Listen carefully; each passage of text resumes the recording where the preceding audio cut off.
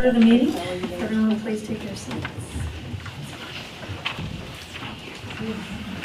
Thank you. I'll call to order the regular meeting of the Lions Board of Trustees for Monday, March 5th, 2018. Will the clerk please call the roll? Mayor Sullivan. Present. Mayor Pro Tem Greenberg. Present. Trustee Caravas. Present. Trustee Wong. Present. Trustee Kerr. Present. Trustee Drystaff. Present. Trustee Miller. Here. All right, thank you. Please stand for the pledge of allegiance. Allegiance to the flag of the United States of America and to the republic for which it stands, one nation, under God, indivisible, with liberty and justice for all. All right, thank you. We'll now take a brief reflective moment of silence, please.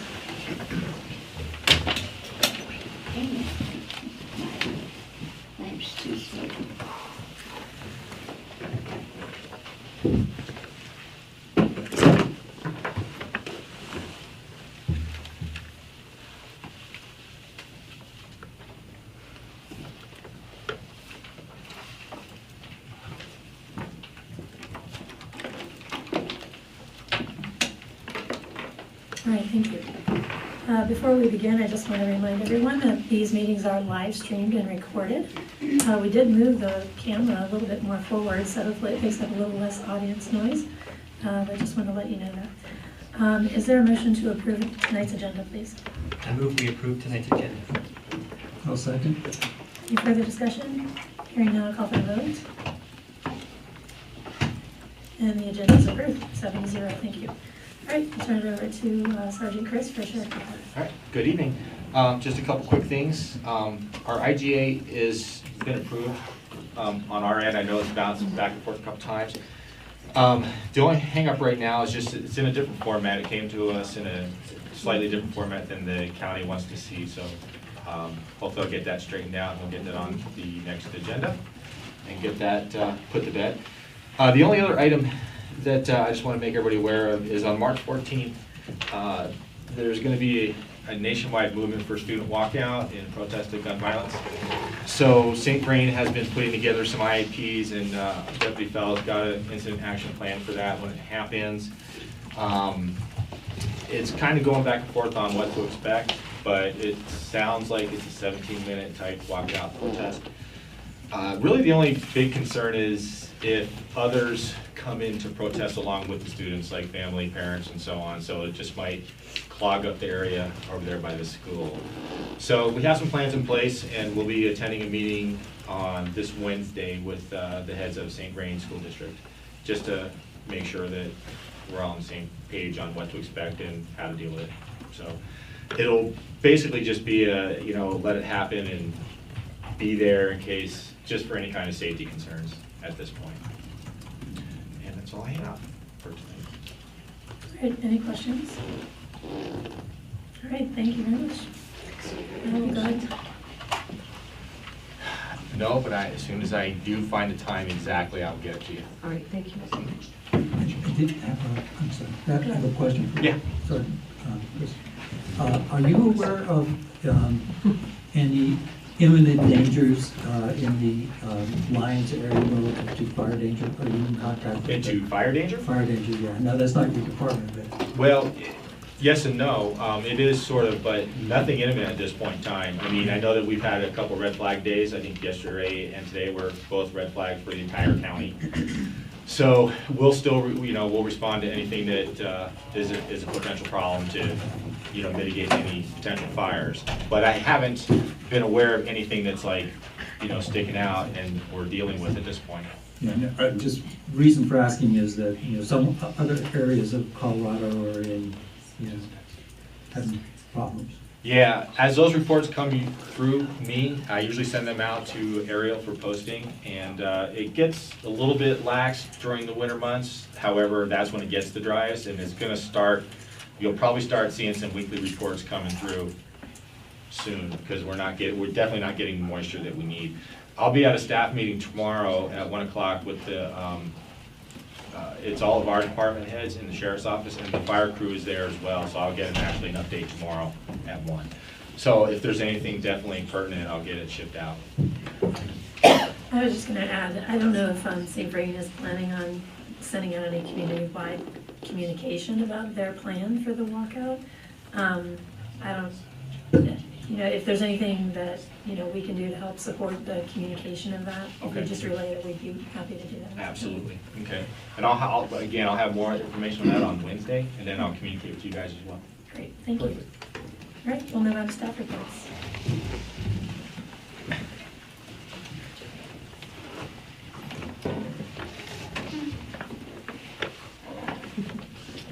Thank you, Mayor and Board. My name is Richard Markovich, and currently for the flood recovery update.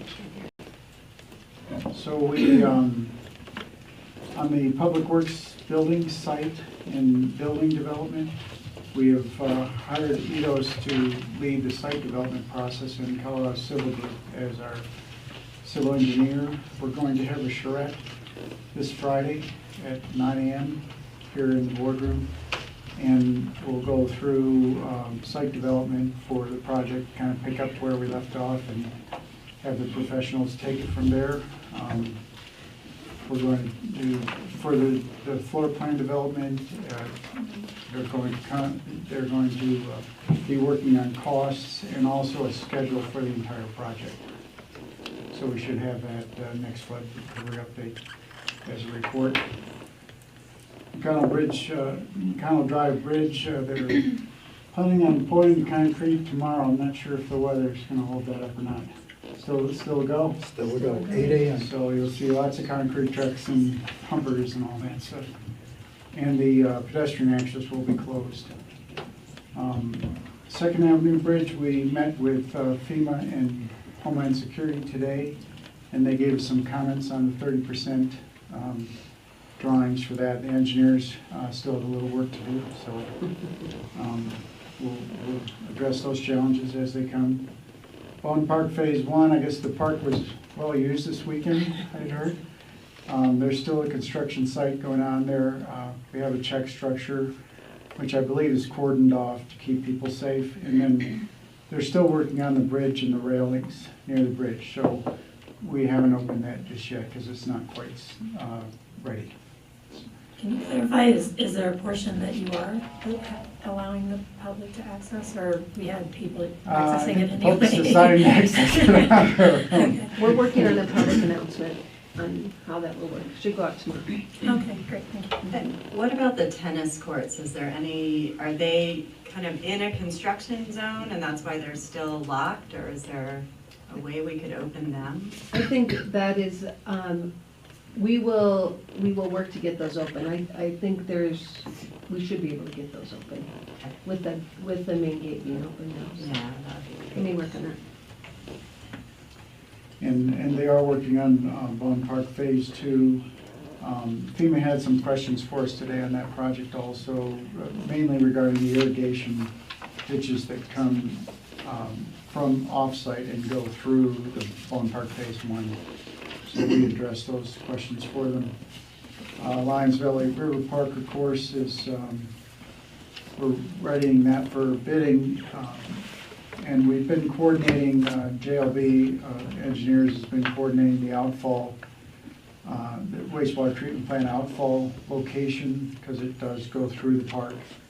So we're getting the manholes located strategically to make sure we can access them, and so it doesn't impact the aesthetics of the park at all.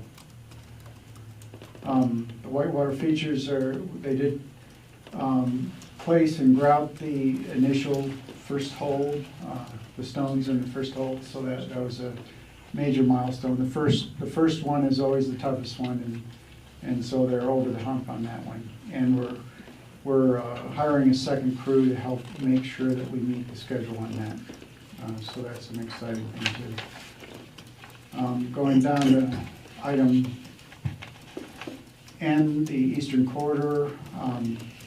We really have two issues there. One is getting a CDPH permit for the lift station, and we're working diligently with the engineers on that. It's about 3 months off minimum, and then we are believing that we need to do an extension request for the VA, and so we have some convincing to do there. to make sure they're understanding the need for that extension. We've been trying to avoid it, but we don't see a way to do that. Northwest Utilities, the Apple Valley water line relocation. We've had a lot of effort on that, working with Longmont, trying to coordinate. FEMA has a desire that we do the two projects in coordination, as well as everyone else. However, there are some significant challenges to that also, scheduling-wise and coordination-wise, easement-wise, other things. So right now, we're developing a cost estimate for the main option that we're looking at, alternative to the base plan. In the wastewater treatment plant, I mentioned the outfall extension, so JLB is working on that. With the home elevations, we've had some setbacks on the home elevation projects. The costs have just come in astronomically high for these projects, and that's across the board. Boulder's having the same trouble, Jamestown, other communities. And it has to do with all the demands on residential construction here in Colorado. And unfortunately, I don't know that we have a solution for 401 under the elevation program for 401 Second Ave.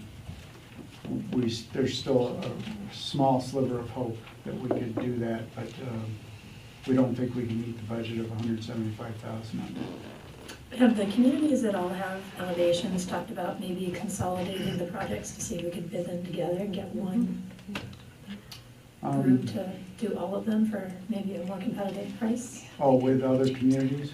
Yeah. We've tried that with Jamestown, but I know Boulder just had a failed, Boulder Bid as well. they just had a failed bid also, just last week, I think. So we haven't abandoned hope yet, but it's just, we've got some huge challenges there. We have made alternate recommendations to the order of 401 Second. Okay, Mayor Pro Tem has a Yes, question. just regarding that, is the reason that other residents were able to elevate is they just had a bigger budget than what is set aside by CDBG-DR funds to elevate these homes? Could be. Yeah, I'm a little better on that one. They did it themselves, and they were able to break it up into several contracts. So just the company that was doing the elevations, they subbed out that, and then they did some other things. With all the requirements, the project management and everything, it's just a lot more expensive to do it under the federal guidelines. And the bonding requirement is a major hurdle for these small contractors. And the money that's being being granted isn't enough? Is that Correct. the issue? It's limited at $175,000 per elevation, and we don't see how we can do it.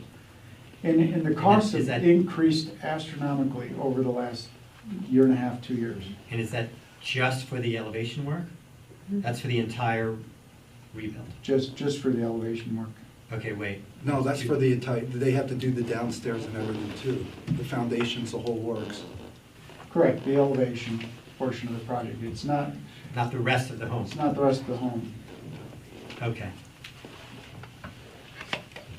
I think why that's confusing is because it's the elevation, but you also have to elevate utilities. Yeah, If I that's what we understand all need. that. I'm just saying that it's just interesting that, They're coming in more than Private- double what's allowed. right, the resident, that some residents funded it, basically self-funded it. Yes. And it doesn't seem as if we're able to get, or Mhm. get the cost low enough to meet federal, to use federal grant dollars. Okay. So I want to ask a couple more questions about that. So which round of funding is this coming from? Is this round 3, DR, through the collaborative, or No, this was originally round 2. round 2 money? Is there any way to go back and find more funds? Not through the DR program. There's a federal maximum of what's allowed toward an elevation. We pressed FEMA on that in DHSCM, and the answer was no. Mhm. It's a standard across the nation. Is this something we need to talk to Senator Bennett and Senator Gardner about? Well, the cost that they're coming in is more than the value of the home itself. And so there becomes a point where there's not, the cost for the elevation exceeds the value of the property. So we are working diligently, and we have a Longmont staff that's also assigned to just this project. So we are working closely with both owners and trying to come up with some other alternatives for them. Mayor Pro Tem, go ahead. So, just for my clarity's sake, are the costs so high because there are additional requirements placed on the project than someone who did it just by themselves and followed state and local code? There are additional requirements. One of them is bonding, which is a town requirement. Okay. We require the contractor to be bonded. Okay, And hold one, I'm gonna stop, just take did someone else who elevated their home have to be bonded? not if they did it on their own. But I mean, if they hired a contractor to do it? No, No. this is a performance bond, Okay. and they generally run 3 to 4% of the whole contract amount, Mhm. just right there. And then you have to be big enough to convince an insurance company to issue the bond. Right. So that automatically takes out, like the two folks who did the elevations, they couldn't get a bond if they had to. Okay, and they didn't have to Right. because they just did it between themselves and a contractor. Or their insurance company. That's the biggest factor that's different. Private insurance and early types of flood insurance paid for the majority of those homes. These two last properties fall under hazard mitigation grant, right, HMGP, which is a FEMA program. It's not one of the programs that was through other types of flood insurance. It's quite complicated, but these are the only two homes that are being funded this way. Right. So I'm just trying to get to all the differences between when someone Does it hired a like- contractor Mhm. and elevated their home and rebuilt their home and someone who's trying to use, HMGP. yeah, and that's what I'm trying to get at. In order to hire a contractor, the contractor has to have bonding capacity. The small contractors that were used on many of the home elevations in town did not have bonding capacity. They were small contractors, didn't have that kind of thing, didn't need it. They do need it for this program. Therefore, it pushes us into a larger contractor, and the overhead and the lack of subcontractors these days. The subcontractors in Colorado have been drawn away. Denver just reported they had the highest number of residential permits they've ever had in the news this weekend. There are no resources. These folks, the word they told us was, we talked to several contractors, they said these projects have to be incredibly lucrative, otherwise they won't touch it. Okay, so going back to the bonding part, I heard one of you say it was a local requirement. Is it also a requirement of the HMGP program? I don't believe so. Okay, so what's the purpose of requiring bonding? Bonding is an insurance policy that covers in case that contractor goes belly up. Then the insurance company will step in and finish the project for you. Okay. That's how bonds work. I think it might be a requirement of the CDBG-DR process, though. I think that's in there somewhere in the specials. Yeah, I don't think so, but Okay.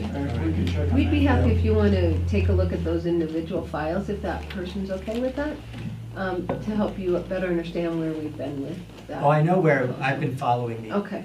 All right. emails and keeping up. I'm Okay. just trying to, again, get at where the extra costs are coming from and understand that. And Okay. then, I Why don't guess, we put together something for Dan? understanding that, then wondering, is there something that can be done in order to reduce the cost?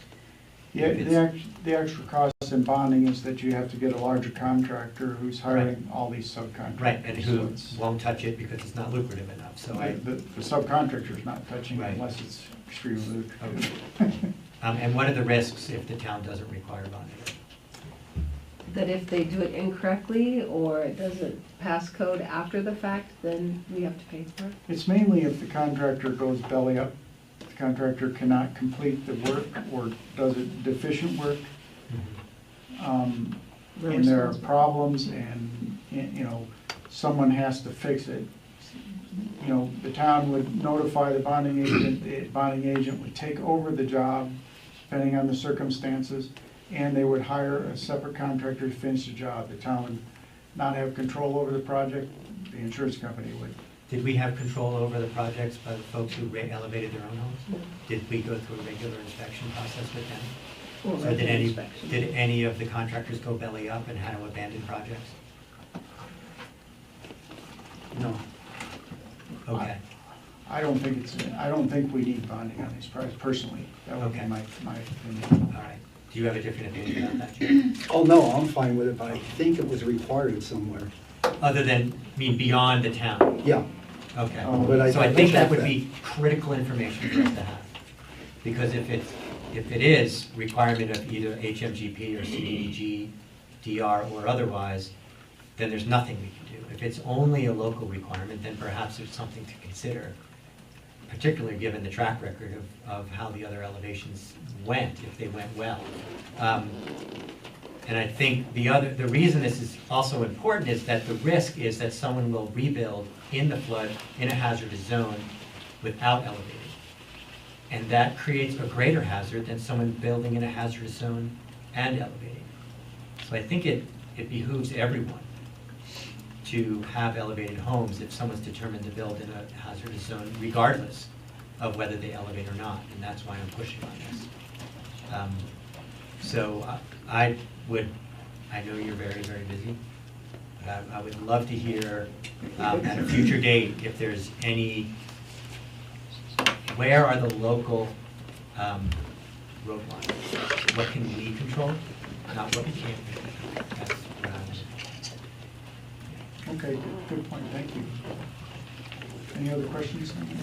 No, I was gonna say a lot of the same things. I think it would also be helpful to know that if we remove that requirement, are we gonna then run in, what's the other obstacles? If there's just a shortage of contractors in the area, but maybe there are some local people that I think might be capable of the work. There's local accountability also. So there's accountability built in using someone who's from your community. So I think let's explore all options, and I think it is good to make sure we're not going to end up putting the funding at risk, not knowing what's required. So I think it would be a good next step is to determine the bonding requirement, where that comes from, and then we can go from there. Thanks. All right, thank you. So a couple other things, we did meet with FEMA and DHSCM today down at the Fed Center, and we reviewed the pilot program. And so a very positive development is they definitively said they would cover all sodding in the parks, no matter what. They were covering the sodding, so that was very positive. And we're closing diversion request. It's done essentially. There's very minor changes to this after this point. Congratulations. Well, thank you. That's no small thing. I'm sure it's lost on a lot of people there, but that's a really exciting step. So that's great. Thank you. One other thing I wanted to report on that wasn't on this report was that we did receive a letter from Homeland Security where they're going to come visit us again for a monitoring visit on May 9th and May 8th and May 9th. So we just found this out, so we're going to start preparing for that. And that's all I had today. Any other questions? All right, thank you very much. Thank you.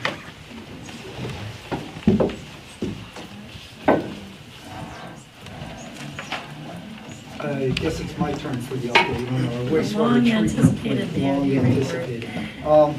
First off, our consultants were able to find the permits in the CDPHE file system for the Eagle Canyon lift station.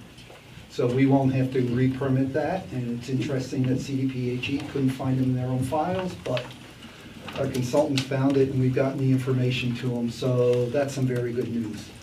Now, we monitored all over town for a week, taking composite samples. To give you a feel, right now, our current permit allows for 704 pounds of BOD and flow rates over 0.3 million gallons. Our average flow rate for last year was 0.13 million, or about, 40% of what our permit level was. Unfortunately, our BOD is flowing way high. So if we back down the numbers, the concentration versus pounds, we want to shoot for a concentration somewhere between 650 and 800 milligrams per liter. Now, just to give you a feel, right now, the wastewater treatment plant going in is over 1,100 milligrams per liter. So it's 300 pounds, or 300 milligrams per liter over what our maximum permit is. And then we measure lots of different places. The Stone Canyon, right behind, we have a lift station there, it's right behind the hardware store. Our average concentration for 5 days was just under 1,800 milligrams per liter, or 3 times where we'd like it to be. We ran a little control test in the area of all the residential houses between the South St. Vrain and the North St. Vrain River, the confluence area, Ewald all the way up. And our average concentration there was 450 approximately milligrams per liter. So way under where we wanted to be on the permit level. Where was So that? I'm sorry. it, basically the confluence, Ewald, Okay. that's one area I knew were all residential houses. And as far as I know, there aren't any businesses up there. Somebody may be running something out of their house, but nothing horrible, with an average of 450 milligrams per liter. So well under where our concentrations, where we need to be for the permit, which is sort of interesting. Everywhere else, we're a little bit on the high side. There is a manhole at Broadway and 4th, which basically feeds all the businesses on Upper Main Street, Lower Main, and all that. Our average there ran 1,150 milligrams per liter. So again, way over where we wanted to. We've got the lift station behind behind the hardware store. It's almost 1,800, way over what we want. And the winner is, we have a manhole outside of Oscar Blues, and that averaged 2,550 milligrams per liter. And I'm not even sure the brewery goes into it up where that manhole is. It may be just the restaurant. And you know, the health center's closed, and the bank and the liquor store do very little. They just have regular bathrooms, so it's gotta be somewhere in Oscars. So we've got all these, we've got a whole bunch of businesses that are contributing to this all over town. And now's the time we're gonna start to get the plant re-rated, do the paper rating on that, get that out to a consultant to up our limits, and then we're gonna have to start to work with some businesses to see what we can do to get some of our waste side stream. But it's, like I said, it's everyone shares. Oh, and just one more, I did the one for the Eastern Corridor businesses out there. And they were running, let's see, where were they at? 957, so they're almost 1,000, so even down in that corridor, they're high. So I think it's from Smoke and Dave's all the way down to La Mariposa, that area. So I just have a really, this is probably the most obvious question, but how did the readings prior to the flood that were all well under 700 come in as low as they did? I don't know. Because we built this plant based on those readings. Right, those readings, I assume, are at the influence of the plant again, so I don't know how that came in so low. That's a really good We question. have essentially the same businesses Mhm. that we had prior to them. It's just really hard to understand. Who did those? But weren't those samples, this sampling, I think, is much more comprehensive because you were doing it 5 days in a row, and the sampling prior was different. Can you just describe the difference between Well, how it was done? The requirement from CDPAG is they did take one test a quarter. So we're testing a lot more, but I'm coming in with no numbers really down to those levels except in the confluence. So I don't know how those numbers were coming in so low at the old plan, I can't tell you. I guess the question I have too is if we had these levels prior to building the plant, would we have built the same plant? No, we would have had to build more plant as a minimum. You know, we may have needed another basin to take care of all these flows. CDPHE is very regulatory, no, that's not it, is very strict on the way they interpret how these plants are designed for capacity. This produces this much capacity, this chunk produces this much, this widget, that widget. And I think they would have made us put in more widgets if we knew our numbers were higher and gonna permit it higher. Now, I've gotta say, right, the plant, the effluent's turning out terrific. We're well below our permit limit, so this plant's working very well. Maybe a little more than it's needed to be, and a few more chemicals going in, but it's really working well. So I really think re-rating and getting the thing calibrated is gonna help us out a bunch. I agree with that. I think it's just at what cost? Is it working well for the Oh. town? Yeah, I'm guessing somewhere between $4,000 and $5,000 a month extra. Yeah. So I'm just gonna let my questions kind of speak for themselves right now. But I mean, I don't think anyone's arguing that we don't need to do pretreatment and work with the business community to figure out what we can all do better. I'm just saying it's not the only piece of the story I think we need to be talking about. Trustee Carabas. On the test you mentioned before the flood and when you're working to look at to build a plant, who did that testing again? It would have been Albert's Albert's. wastewater. Who? Albert's wastewater, our previous plant operator. But I don't have a feel for whether their sampling equipment was as fancy as we have now and as accurate. I can't tell you that, how they did it. I don't know. Okay, well, I think that's good information. I mean, it's great. I'm really glad that you guys did the study. It gives us the information we need to figure out what the next steps are. So obviously, we have comprehensive problems to deal with. Yeah, it's just not, one smoky It's gun, not no one can do it. it's not as simple maybe as we maybe hoped it would have been actually. But I don't think it's also a surprise. I think we had some idea that this was gonna be spread out. So that's good, and we're looking forward to the recommendations. Has UEB looked at this data? No, not yet. They Yeah. canceled their last meeting, so Okay, hopefully Wednesday night. great. Any other questions regarding this? I'm sure we'll be getting a lot more information about this as we go. And I am working on getting this graphically. Okay, And so we can put it on our website and everyone can kind of look around and see what areas are feeding what. good. So, All right. a lot of numbers just to picture in your head. Yeah, a lot of big numbers. All right, thank you. Are there any other staff updates? The only other staff update that I wanted to give was a brief housing update, that today we did receive the request for proposals were due for Lions Valley Park, filing 8, Tract A, and we received 4 complete proposals that the selection committee will now be doing a preliminary review and interview and recommending to the board the interviewing of the top candidates. So that meeting will be held, a special meeting next Monday, March 12th at 5:30 for the board to interview the candidates and hopefully direct staff to move forward with one of them. So the proposals were very comprehensive, or are very comprehensive, and we do have a selection team made up of the Lions Valley Park HOA president, David Wickham, who is the developer with first right on the surrounding parcels, a member of the planning commission, and then Paul, the town planner, myself, and the division of housing. So we are all reviewing the 4 proposals and will be interviewing on Thursday. Great. All right, any other questions?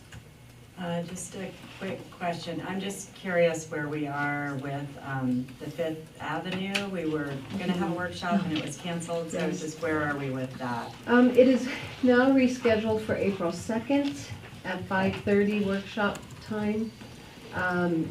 We were planning to meet and they requested it be delayed just a little bit further, and so April 2nd. Okay, thank you. And we are in the process of cameraing and jetting 2/3 of the town this year. And so you may see the Ramey Environmental truck out doing cameraing and jetting of the system. So far, I don't know how much they've completed, but they've only found one area that was starting to get roots invading, so they'll be taking care of that. And I'm gonna try to catch up a fifth while we're out there so we To can see what's camera going it. on. It does take a different manual camera because it's only a 6-inch line and all the new equipment is 8-inch and larger. So, but we're gonna pick that up while we're out here to have that hopefully in place by the time we meet as well. I do have a question just about the line that was broke over here at the corner. Is that, and I see they did a lot of work on the wall there. Was that a town project or was that a private project? It was a CDOT project. CDOT. Oh, And they were okay. reinforced, they were working on getting the bridge fixed. And the side slope slumped and pulled out the property owner's gas line, his gas service.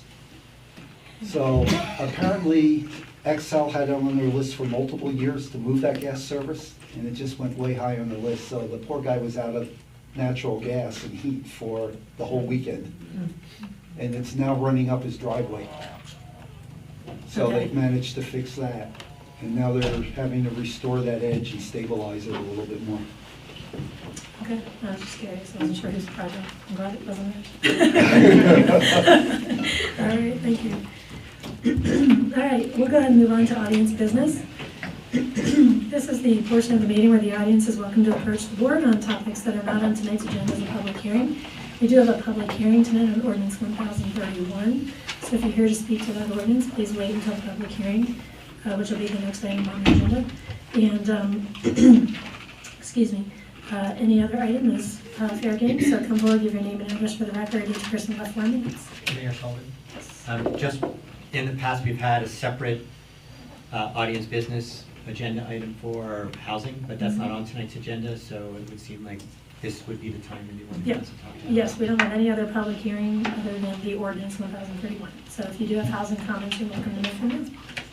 Is anyone here for audience business? Why don't you, well, why don't you, I've been doing a little background research, and performance bonds, as I'm reading the statute, are required for any person or corporation entering into a contract for more than $50,000 with any municipality for the construction of public building or public works. I'm still reading it, but I'm looking into that, and it may well be statutory requirement, and that's why the town has the local requirement. Okay, thank you. Okay, so thank you. I'm doing 4 minutes. 4 minutes, please. Peter Baumgartner, 221 Ewald. I didn't understand what parts were being measured in the parts per million or parts per gallon discussion. Was that grease? Biochemical oxygen demand. And is that like grease or food It's waste? fats, And oils, everything. grease, and sugars, organics, Thank you. Alcohol, yeah. alcohol, sugar.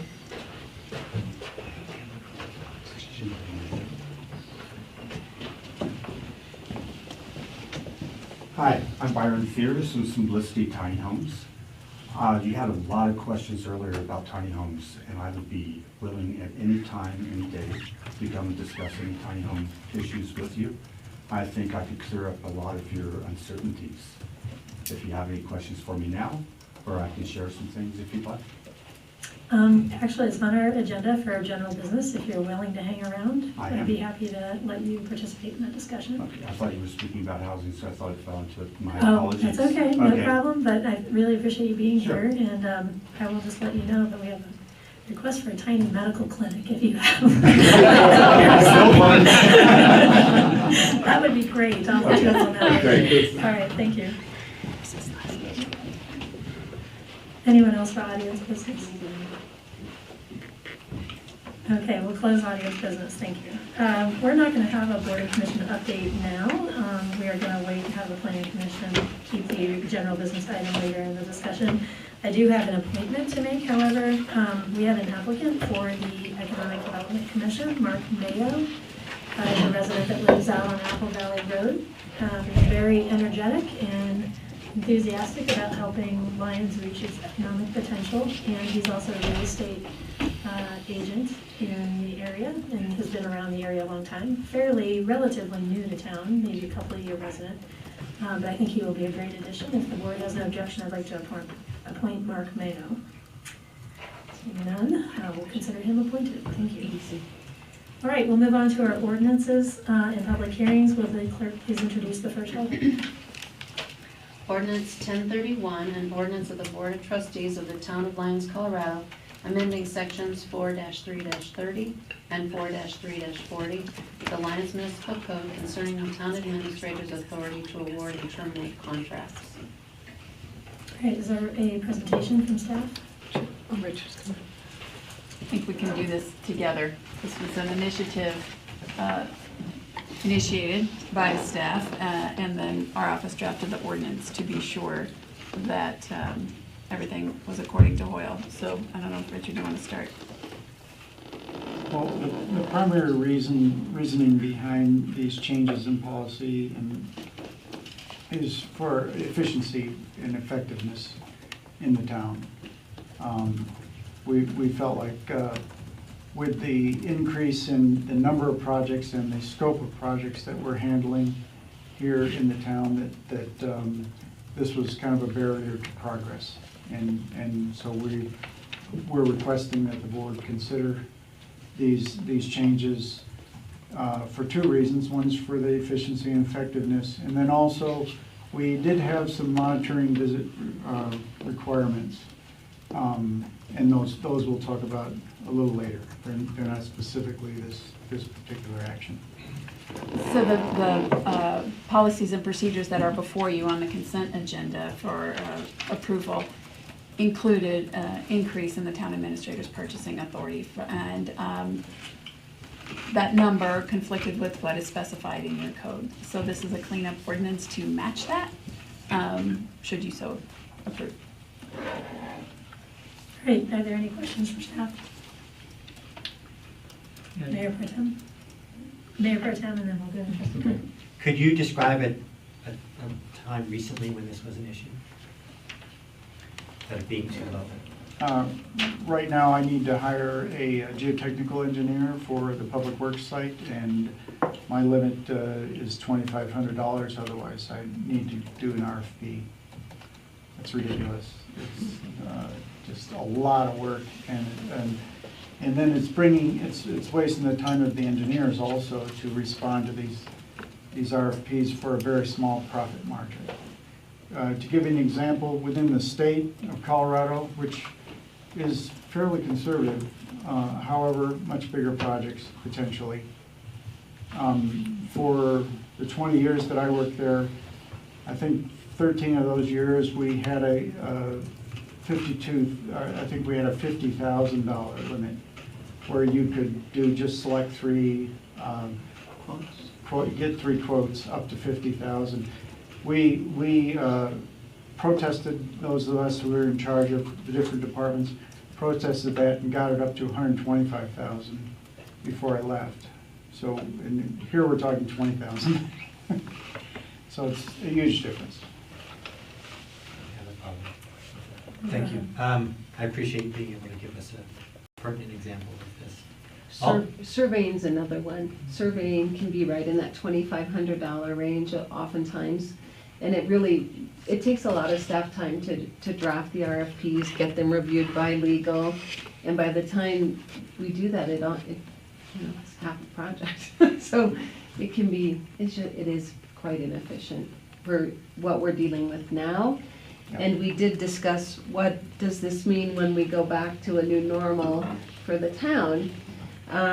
We didn't think these limits were still that excessive for our town, doubling its general fund in that time and some of those things. So we felt they were still reasonable, in line with what the town will operate as after flood funding is not part of our finances.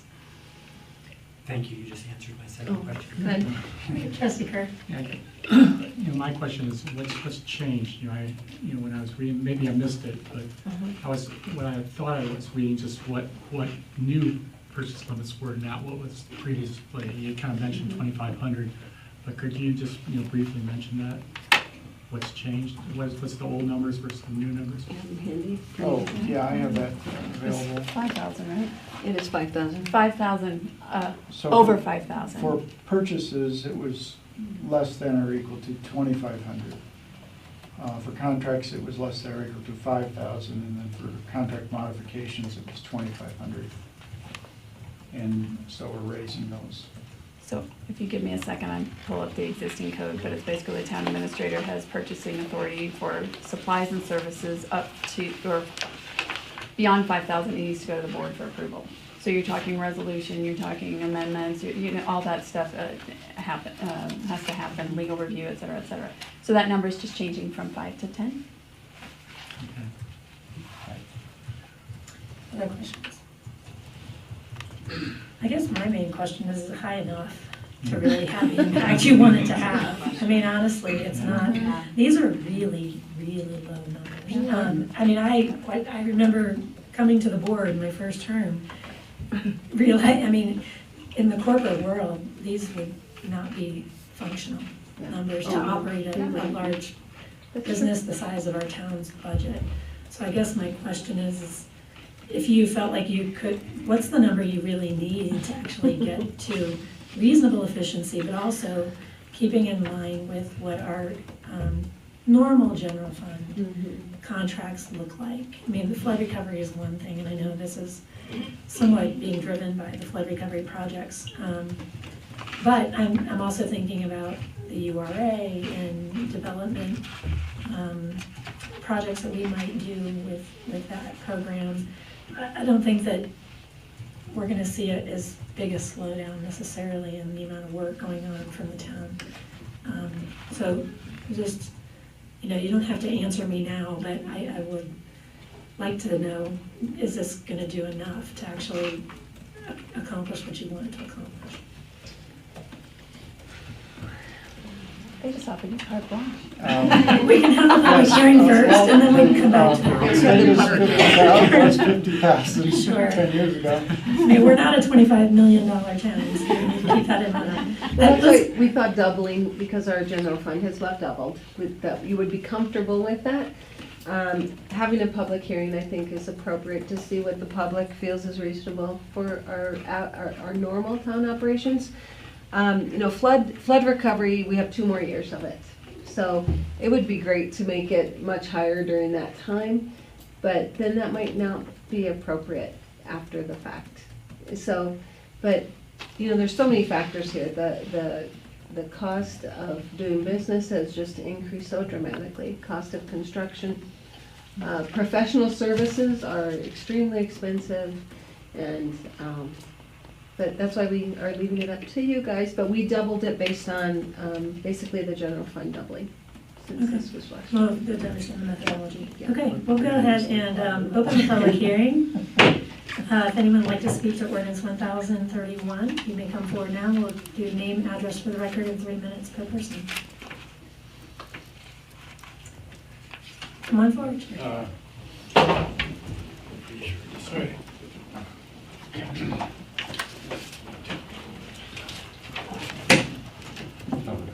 There it goes. Oh, thank you. Don Kuntz, 224 Welch Drive. I don't know much about legalities, but can you make your resolution for 2 years?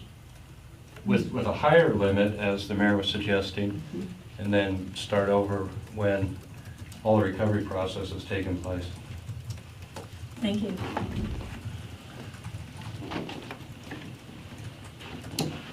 Anyone else? All right, seeing none, we'll go ahead and close the public hearing. I'll open it up to the board for discussion. Or do you have any other comments, I guess, for staff based on public input? Nothing, I think this is progress. Okay, good. Trustee Reisner. I do have one comment to the point that we're not talking about blanket authorization, we're talking about act and report as opposed to, act after approval. An act and report is a pretty strong standard anyway, because, then it has to, again, become public, it has to be reported to the board, it has to be, transparent. So that's still a pretty good control standard. And so, in my mind, it could be higher than it has been presented, and the town still has a control point. Any other comments or discussion? I think it's Trustee Mel? reasonable. Yeah. Okay. Reasonable as written, just to clarify. Reasonable to raise it. Even higher? Yeah.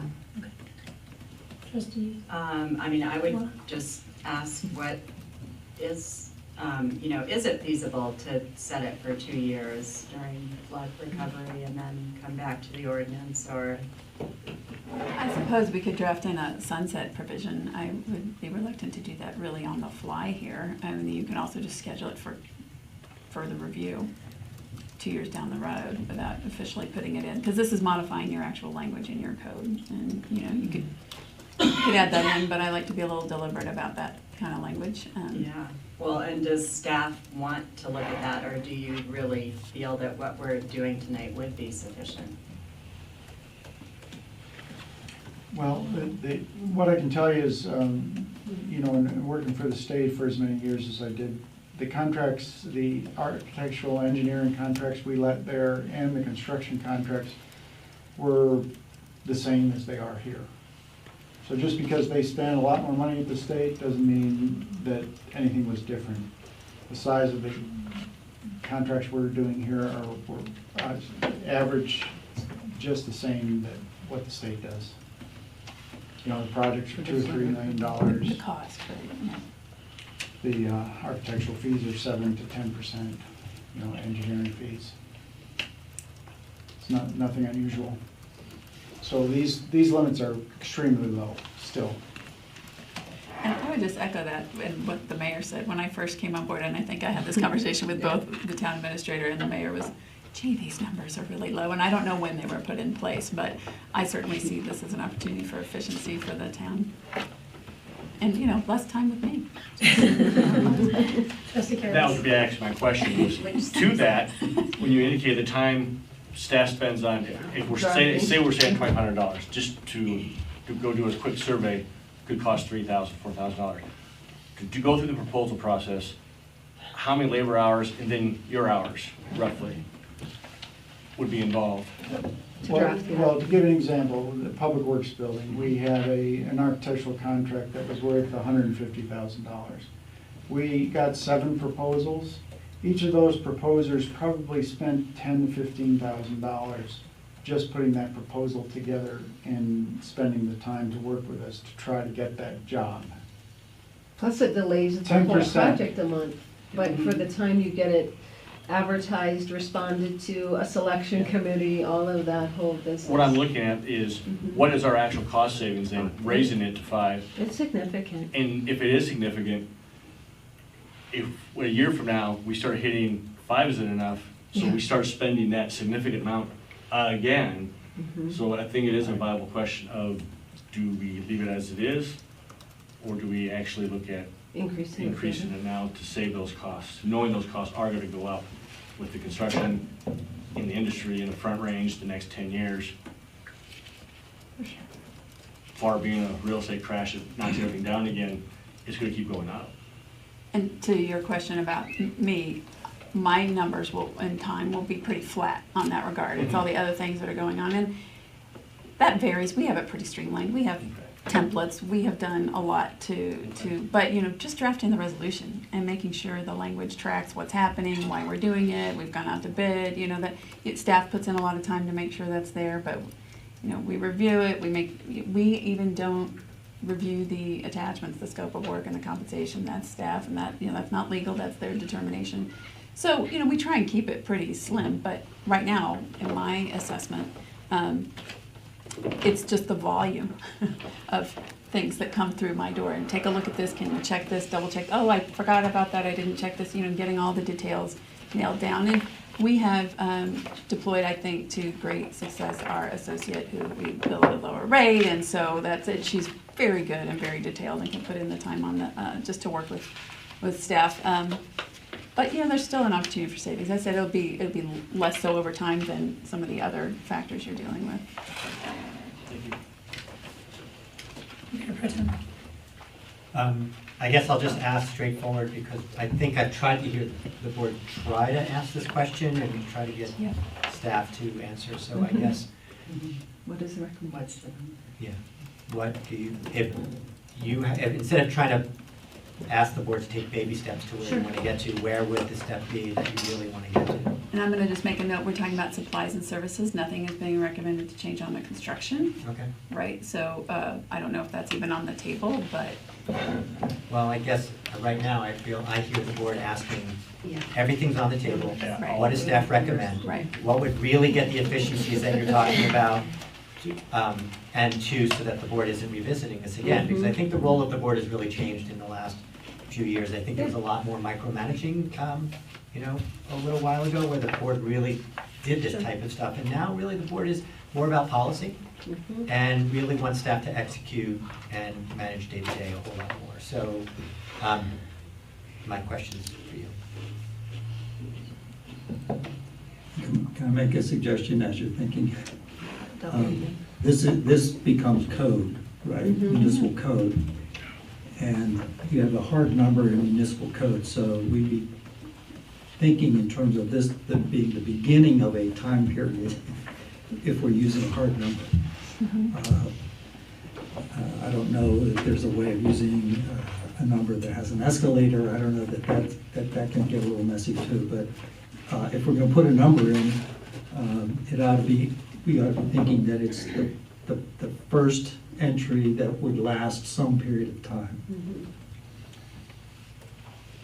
So I believe Kathy's point was very on the mark, because with this specific 1031, we're talking about goods, supplies, and services.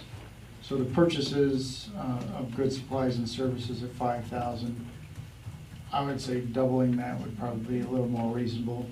Well, actually, that's what this ordinance does, is it takes. I'm talking about From what doubling we're it from the proposing. proposed Oh, value. okay. We really didn't have a good feel for how the board would receive this information, so we were very conservative with these. So you're We would saying you'd double rather the be proposed. 20,000 for Rather goods, than- supplies, and For services? purchases, rather than 5,000, Be maybe 10. 10,000. For For contracts, contracts, 20. and for 20,000 contract rather than 10. In contract modifications, maybe 10,000 rather than 5. And can I clarify, the purchases part that you're referencing is actually not in code. That's in the purchasing policies and procedures that are before you on the consent agenda, right? I mean, Okay. in the code, just so that we're all on the Right, same right. page, I think this would be helpful since we're opening the box, is, Board of Trustees have approval for goods, supplies, and services over $5,000. Town administrator, under 5 if it budgeted and appropriated. Same with termination. So we haven't seen that, but that is another potential cost on the backside is termination and going through the additional level of review. And then it's 20,000 for construction. Amendments to goods, supplies, and services are currently at 2,500. Above 2,500 for the board, up to 25 for the town administrator. And then for construction amendments, it's the $10,000 is the benchmark. So it doesn't really speak to purchases in that section that we are currently amending. That's more specified in the purchasing policies and procedures. But I think the net is the same. We're talking about contractual, Arrangements for goods. Yeah. Yeah. So, construction's at 1020, supplies and services are at 2,505 amendments versus initial approval. So in terms of our recommendation, you're saying 20 for supplies and services, which would be commensurate with construction.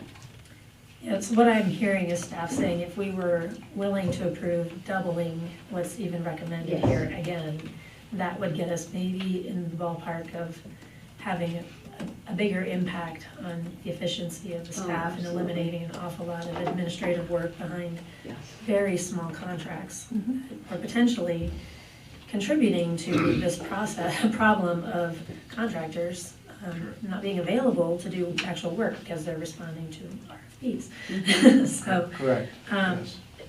You know, I had those, that was kind of my thinking as well. I kind of felt like, I think these limits have been in place a really long time. And I completely agree. On the idea of having a higher standard during flood recovery, I do think that would be helpful. I'm just mechanically not sure how easy that would be to do in this ordinance. It sounds to me like we feel like this 2010 kind of doubling might get us enough It would be very helpful. impact that it could be useful. I'm comfortable with that long-term. We can always come back and revisit it if we find we need to at a later date. But I would be surprised if we found that to be the case. I mean, just in the amount of, these are really small contracts. So I'm comfortable with that if anyone would like to make a motion. A quick comment is that the standard actually is even higher than I mentioned earlier, because it has to be budgeted, in fact appropriated. It has to be and then budgeted, reported. appropriated. So, in the report, it has to be, this is where the money came from. I mean, it's a pretty strong standard anyway, so. I totally agree. Totally. Is there a motion for ordinance 1030 with the changes that were discussed?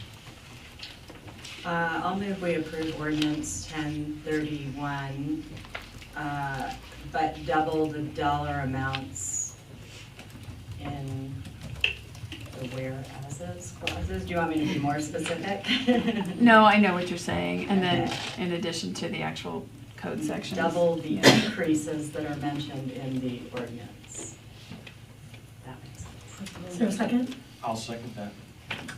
Further discussion? I Trustee have Grassi? just a friendly amendment that would say that the sixth whereas clause would be brought into consistency with any of the language. And the reason for that is that it just mentions the purchasing and procurement actions for supplies and services. It's just, Yep. Just to clarify, to nail it down a little bit. And I just had a question. Do we need to pull the items from consent based on these changes? Yeah. And we do. We need to update those to Take a look at that. Or I mean, you could pull it. It could be as simple as giving direction to, bring those back consistent with or someone whatever. will need to make a motion when we get there. Okay, thank you. If there's no further discussion, I will call for the vote on ordinance 1031. Was his friendly amendment? I accept Oh, I'm your sorry. amendment. I kind of took it as more, but okay. Yes, you did make it as a friendly I'll amendment. second that. Okay, well, let's actually vote on, because Yep. there's really no such So thing as that's an just amendment. one. All right, we're just voting on the amendment. And that passes 7-0. Is there any further discussion on the overall motion? Hearing none, I'll call for the votes. And it passes 7-0. Changes, thank you. Thank you. All right. I'll get that to you guys The tomorrow. clerk, please read the items on the consent agenda and the record, please. Resolution 2018-21, a resolution approving revisions to the Town of Lyons purchasing policies and procedures, grant purchases, and grant contract management guidelines. Resolution 2018-29, a resolution authorizing a request that FEMA terminate the community disaster loan received pursuant to FEMA DR 4145 CO and cancel the related promissory note to deobligate the loan funds. Resolution 2018-30, a resolution approving a fifth amendment to the grant agreement with the Colorado Department of Public Health and Environment, which is CDPHE, contract number 17-74411, extending the term of the grant agreement, the March 2018 accounts payable, and the February 5th, 2018 trustee minutes. All right, I believe we just talked about pulling item number 1. Would anyone like to pull any other items? Okay, is there a motion to approve the remaining items on the consent agenda? So moved. I'll second. All right, now we'll call for the vote. And those items are approved, 7-0. Thank you. All right, general business item number 1. The board had a presentation earlier on single hauler waste systems, so And if members of the SFC wanted to come back up, I just wonder if there might be more questions from the board. If anybody's here who can't answer questions, they may have left. Oh, Dan's here. Okay. He had a good take care of kids, but Dave said Oh, Dave was here and Dan. Dan's coming back. Dave, come on up. Go if you need to. Whoever's here. Thank you, Ken. Oh, sure. Oh, sorry. Thank you. Okay, so I'll just kind of open it up to the board.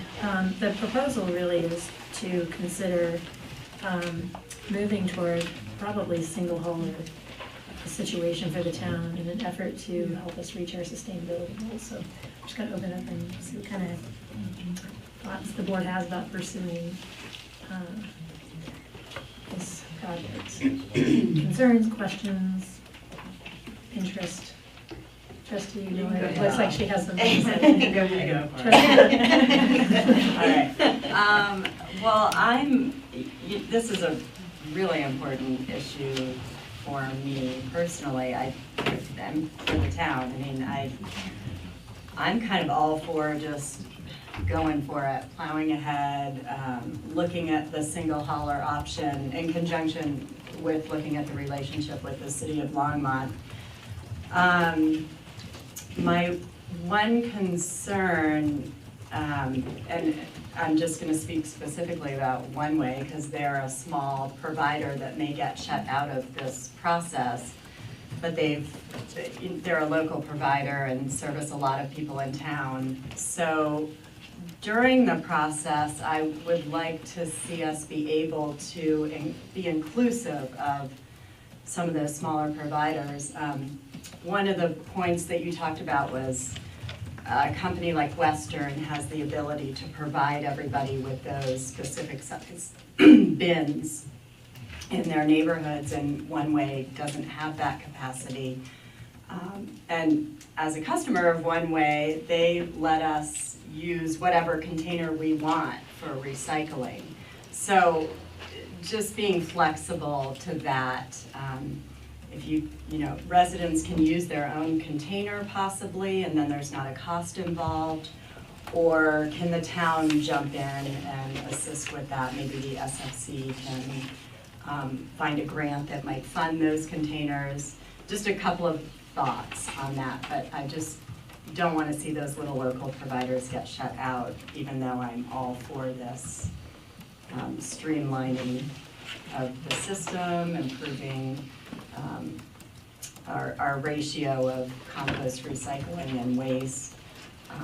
And I also see it as a cost savings to the town as far as public works is concerned, if you have less trucks riding on the roads every day.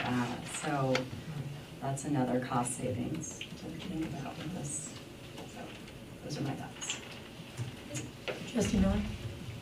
So I had similar thoughts about One Way. One Way to me is local and they provide just amazing customer service. And so I really hate to see them not be part of the program. In addition to that, they also provide trash bags that you can buy so you don't have to have your trash picked up all the time. It's not a regular basis sort of thing, but which is what I do, because I recycle most of my stuff by taking it to the local recycle bins here. And for me, that's really cheap. I don't know if it would be as cheap as, say, pairing with Longmont, if we could do it for something like, $6.80, whatever, a month. But I really, really have strong feelings about plastic. If anybody knows me well, recycling is huge in my world. And so that's, it's important for me to have people recycling more. Composting, I I would wish I could say that I do it. I don't. If I had pickup, I probably would. But again, it's the one-way heaps are just, they go out above and beyond, as far as customer service goes. So that's my biggest thing, and so I don't want to see them get shut out, really. Other comments? Mayor? Yeah, at first, I think SFC did a really great job on this. This took actually this is over a year or more worth of effort that you saw tonight. So thank you for bringing forward such good presentation with a lot of good information. And I know SFC has had this discussion as well about the issue of smaller businesses in town. And I think that's why they came to us with the pathway forward that they did. Specifically to address the concerns that have been brought up. So I also think that it's an opportunity in what all this board has been able to do is raise utility rates for years. And this could be an opportunity to actually lower costs for residents. And I hate to pass by the opportunity to reduce our residents' costs as well as increase diversion. And I think two are worthwhile goals. And I think that's those two reasons why it's worth moving forward and exploring what would be then what would be the implications of signing a single hauler contract. Because it seems to me, based on the presentation, that's the most likely way to accomplish those two goals. So decreasing the cost to residents, which I think once residents see their costs go down, they will likely get over any of the other concerns that they have, most likely. Could be wrong about that. And the other one is to increase diversion as well. And we have this, we have our sustainability action plan for a reason, and this is one of the high leverage things we can do. So I'd like us to move forward and see then what the implications are. Trustee Dreisaitl.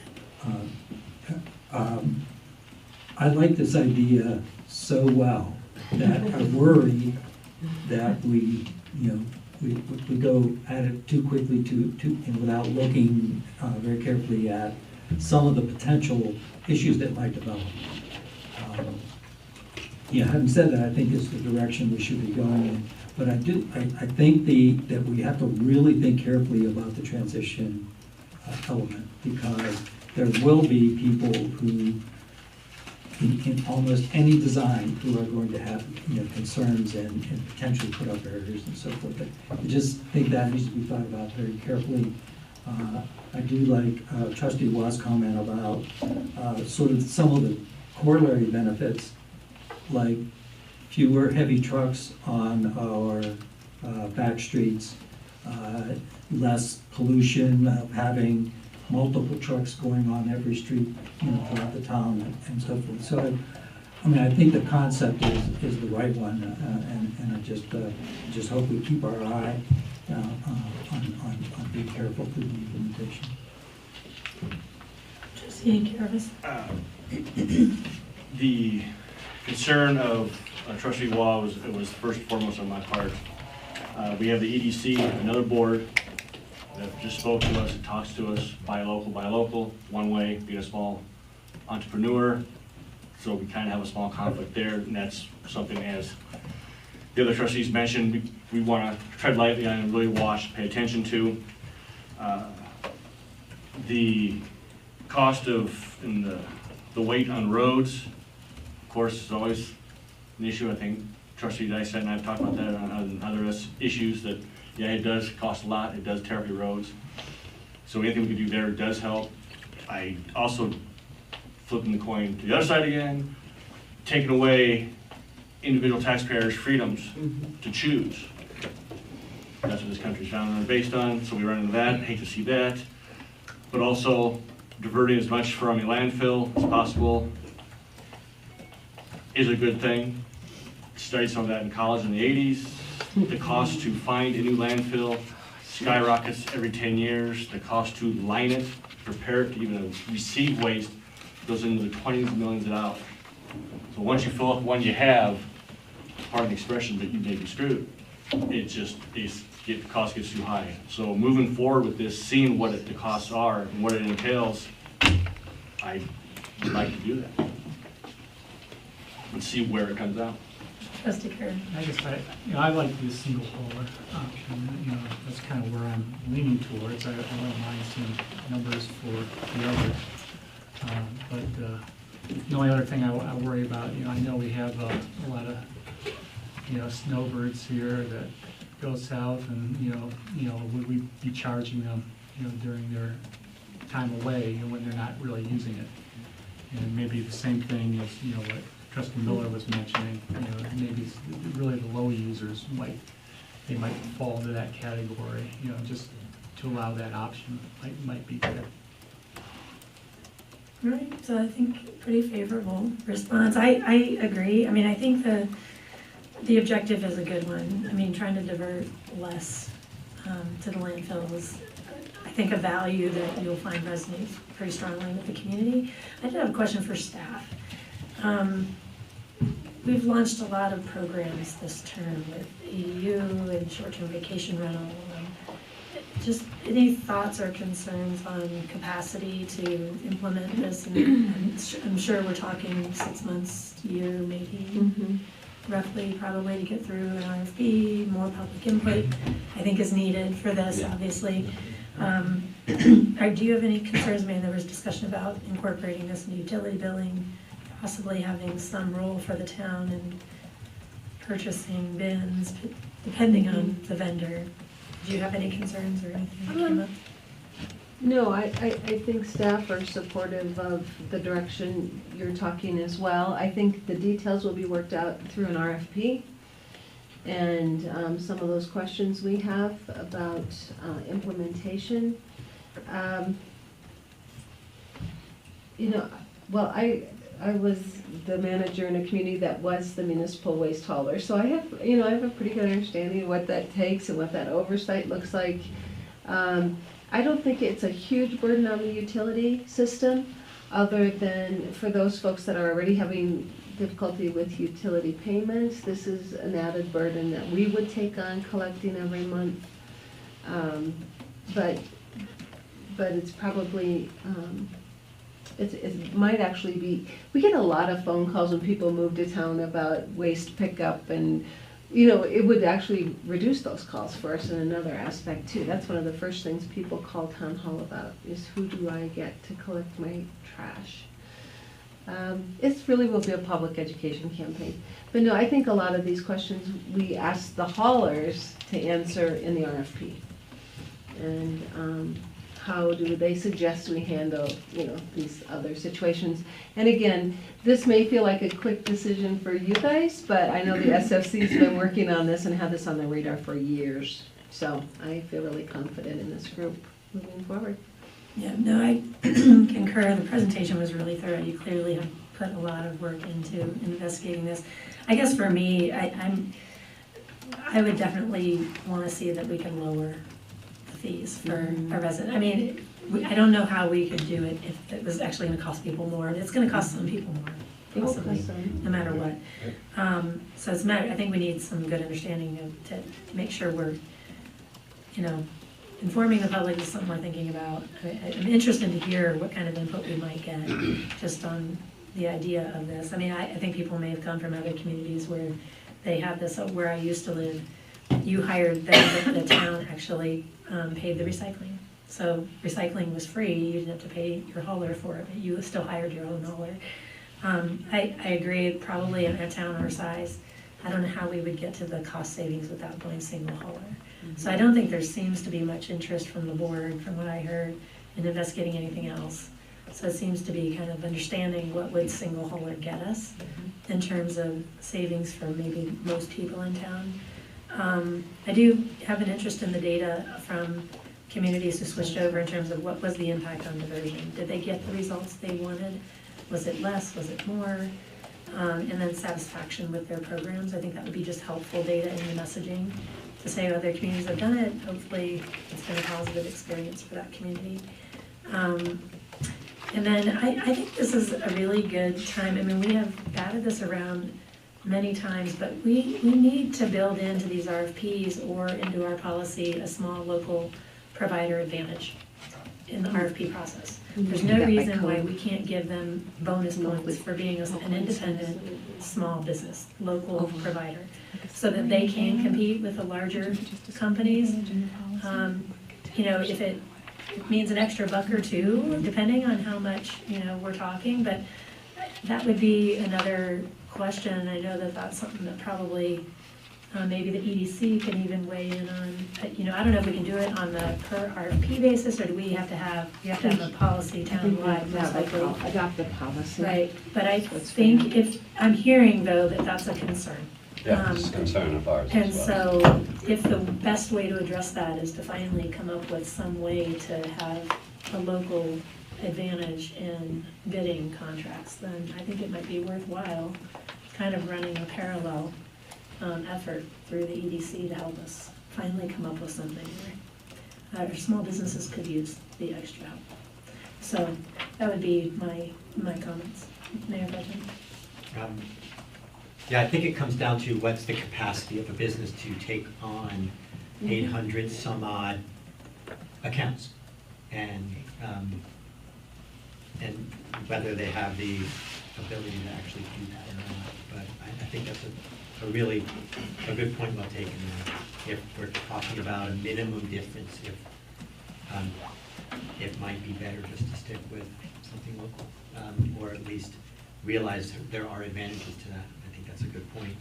The other thing I wanted to bring up is, I think the biggest, depending on obviously how this is done, if the town were to contract with a single hauler, really the only obligation of the town then would become to use the utility billing system to bill residents, wouldn't have to manage the system in any other way, I'm pretty sure.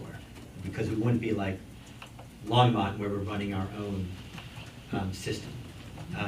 We're really just contracting with someone else to do it. So I think the burden on staff from all the discussion I've heard from SFC is that the burden would really just be on the utility.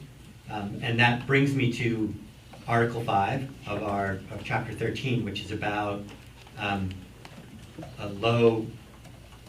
lower rates for people of low annual incomes, and that applies to our utility.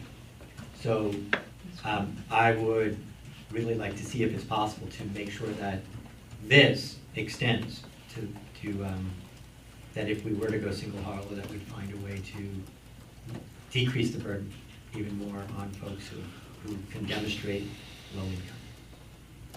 I don't know if it would automatically be included because it's billed through our utility, or if it would have to be in there, but perhaps something in the RFP would be have any company responding explain their capacity to do that. It might not be possible. Again, to get economy of scale in Lions is not easy to do all the time. So. All right, I'm hearing kind of consensus to move forward with the RFP process to get a better understanding of what the financials look like on this. Any other motions or direction we want to give at this point? Continue working with Longmont. Yeah, that's what I was Yeah. gonna say. Okay. Would they not participate in the RFP process? It'd be separate, that's what It I would think they're just have to be asking a for. separate- I think so, and we need to consult with legal now in order to do this. So there's some legal consultation we need to have as part of this. Okay, all right, I think you have your direction. Thank you very much again for all the work on this, it's great. All right, thank you. All right, we will invite the PCDC to come back up, and that is Greg, switch me.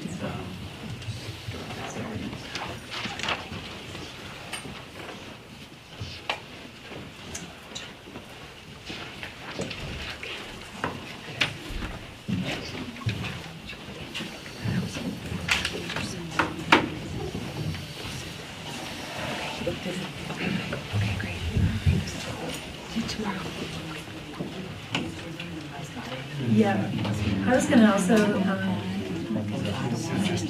He just got it.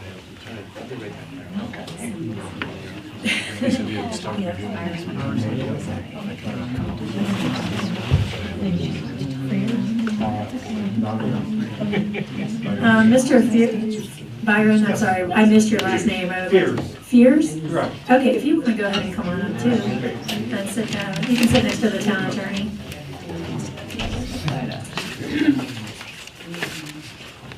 Thank you for being willing to participate and ask questions. Absolutely. So we didn't get quite as far in our, we had a nice presentation from the PCDC, again, another demonstration of a lot of work being put into something for our benefit from the PCDC. So thanks for all the work you guys have done on this so far. We didn't really get too far into Q&A and questions, so maybe we just kind of start with opening it up for questions from the board regarding the presentation and information, anything clarified or that we didn't get a chance to ask. I'll start because I actually have one question. Currently, if someone wanted to put a tiny home on a foundation, our code would currently allow for that as a detached ADU, correct? And there are building codes for any size? Would we run into the same building code issues for any size home on a as long as it's on a foundation and hooked up to utilities? Is there anything preventing someone from doing that now in our code? Yeah, I can. So we do not have for an ADU, a small size for a house. There's no minimum size for an ADU. However, there are certain building requirements in the code that don't allow egresses from a roof, for instance. So they don't allow for a very small home. Currently, one of the things we're looking at is the update to the building code that would allow in Appendix Q such adaptations that would allow to building to that code and building smaller to that code. So I think that allows under 300 square feet. I don't know the exact, but based on those requirements, you can get down to a pretty small home. It changes some things for smaller homes, like roof clearances, I think width of steps and that type of thing. The Appendix Q will allow you to do things under the IRC that you couldn't do now. Right. So the Appendix Q would essentially be the fix that would allow a tiny home on a foundation with our current ADU ordinance. So that seems like an option that you're considering. Yeah, but we have to update our building codes. But we would have to adopt a new building code. Which is on the agenda anyway. Yeah. Okay. I think that I'm just kind of coming back to where we started 2 years ago with this discussion. I think the real, and I think this is really great because we have a better understanding of what the barriers are and what we're really trying to do. I think the question was, do we want to allow tiny homes on wheels as ADUs? That was really what we were getting at, because I think the understanding we all had at the time was that you could probably get pretty close to a tiny home on a foundation the way things currently are, minus some maybe frustration with the building code. So I guess that would be, to me, where I'm most interested in trying to understand what the barriers are with that. So that's kind of the way I've been coming at this, is I still think that there's some people, and I get it, there are barriers galore with this, but there might be some people who feel like, I'd like to try having an ADU, but I don't want to spend $75,000 adding on to my home if I don't know if I'm going to want to do it long term. And then granted they have an asset, they can mortgage, that it's probably easier to do in some sense. But also with a lot of homes in the high hazard areas, is there some safety benefit to having something on wheels that, you're not building more solid structures in the floodways and floodplains? So I think that's kind of where I was coming at this, is trying to figure out, is there a way, how are the other communities doing it? because they're doing it. Some of them are allowing it on wheels. Walls and So gardens. Connie, So that's kind of what I'm trying one to. point to that, there are a lot of people that have spoken about them wanting to build a pad on their land, and somebody else brings the tiny home that they own to the property. That way, you know, as an ADU, you're the one not paying for the actual structure itself. You're effectively renting out some of your land. That is a business proposition that some people in town are thinking of. Okay. That's, Right, Mayor, for that. yeah, thank you. That sounds like essentially allowing RV camping in residential zone. Depends on how. Yes. Right. Yeah. Well, okay, well, If you're not. they have to go through, they would have to go through a conditional use review, and then we would probably want to regulate it to some degree about how long they're there. It would have to be certainly some type of long-term as opposed to short-term. But I actually really liked your point that every time a new tiny home wants to come in, they have to go through a new review. So that's a pretty big disincentive Yeah, that would to mean have a you're different not tiny home talking there about a every other two-week deal. week, kind of Yeah. changing out. So.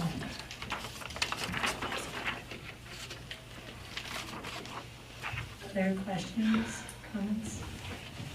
I still hold issue with the whole, if you're gonna look at tiny homes as being in the backyard, you have to look at mobile homes, because they're the same thing. They're essentially the same thing. I mean, Design form, they're different, but it doesn't matter. You're right. If you regulate one, why don't you regulate the other? That's a very valid point. Well, before I interject, I will disclose that my husband is a partner in We Casa Tiny Homes. I don't really have anything financially to gain from this discussion because his business is run as a hotel, not ADU or residences. But one thing that actually Byron said to me a couple of years ago is that to make that distinction between RVs and tiny homes, RVs are made to be mobile. Tiny homes are not, it's not their purpose to be as mobile as an RV. So the structure of it is much more like a home than a traveling vehicle. So I just see a really big difference between the two. One is a recreational vehicle to move about as you please, and one is an actual place to live for a longer period of time. What I hear you say Yes, though is it's a permanent structure. It's a. Yeah, you were saying mobile home, Mobile not home. motor home. Not a Not mobile. Yeah. Not, sorry, mobile, not motor. Okay, gotcha. But, and I think your point's well taken. I guess Yeah, my thank question you. is though, is size. What's the average, and I know we had this discussion before, but a mobile home tends to be is bigger. you can get them anywhere from 500 square feet to 1,500 square feet. Yeah, they can't go below 400. But we have a limitation on size Right. related to the primary dwelling. So I guess my question is how many, let's call them manufactured homes so we don't get the terminology confused.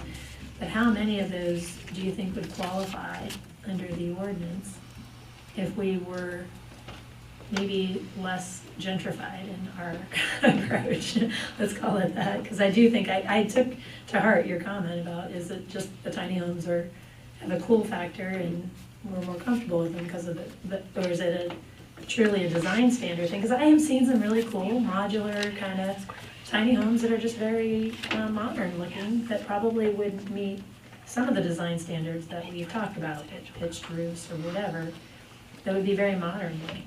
But maybe boxy would be the word I would use. So to me, I think it's somewhat, we have limitations on size in our ordinance. Who are we to decide what somebody is comfortable having on their property from a design standpoint?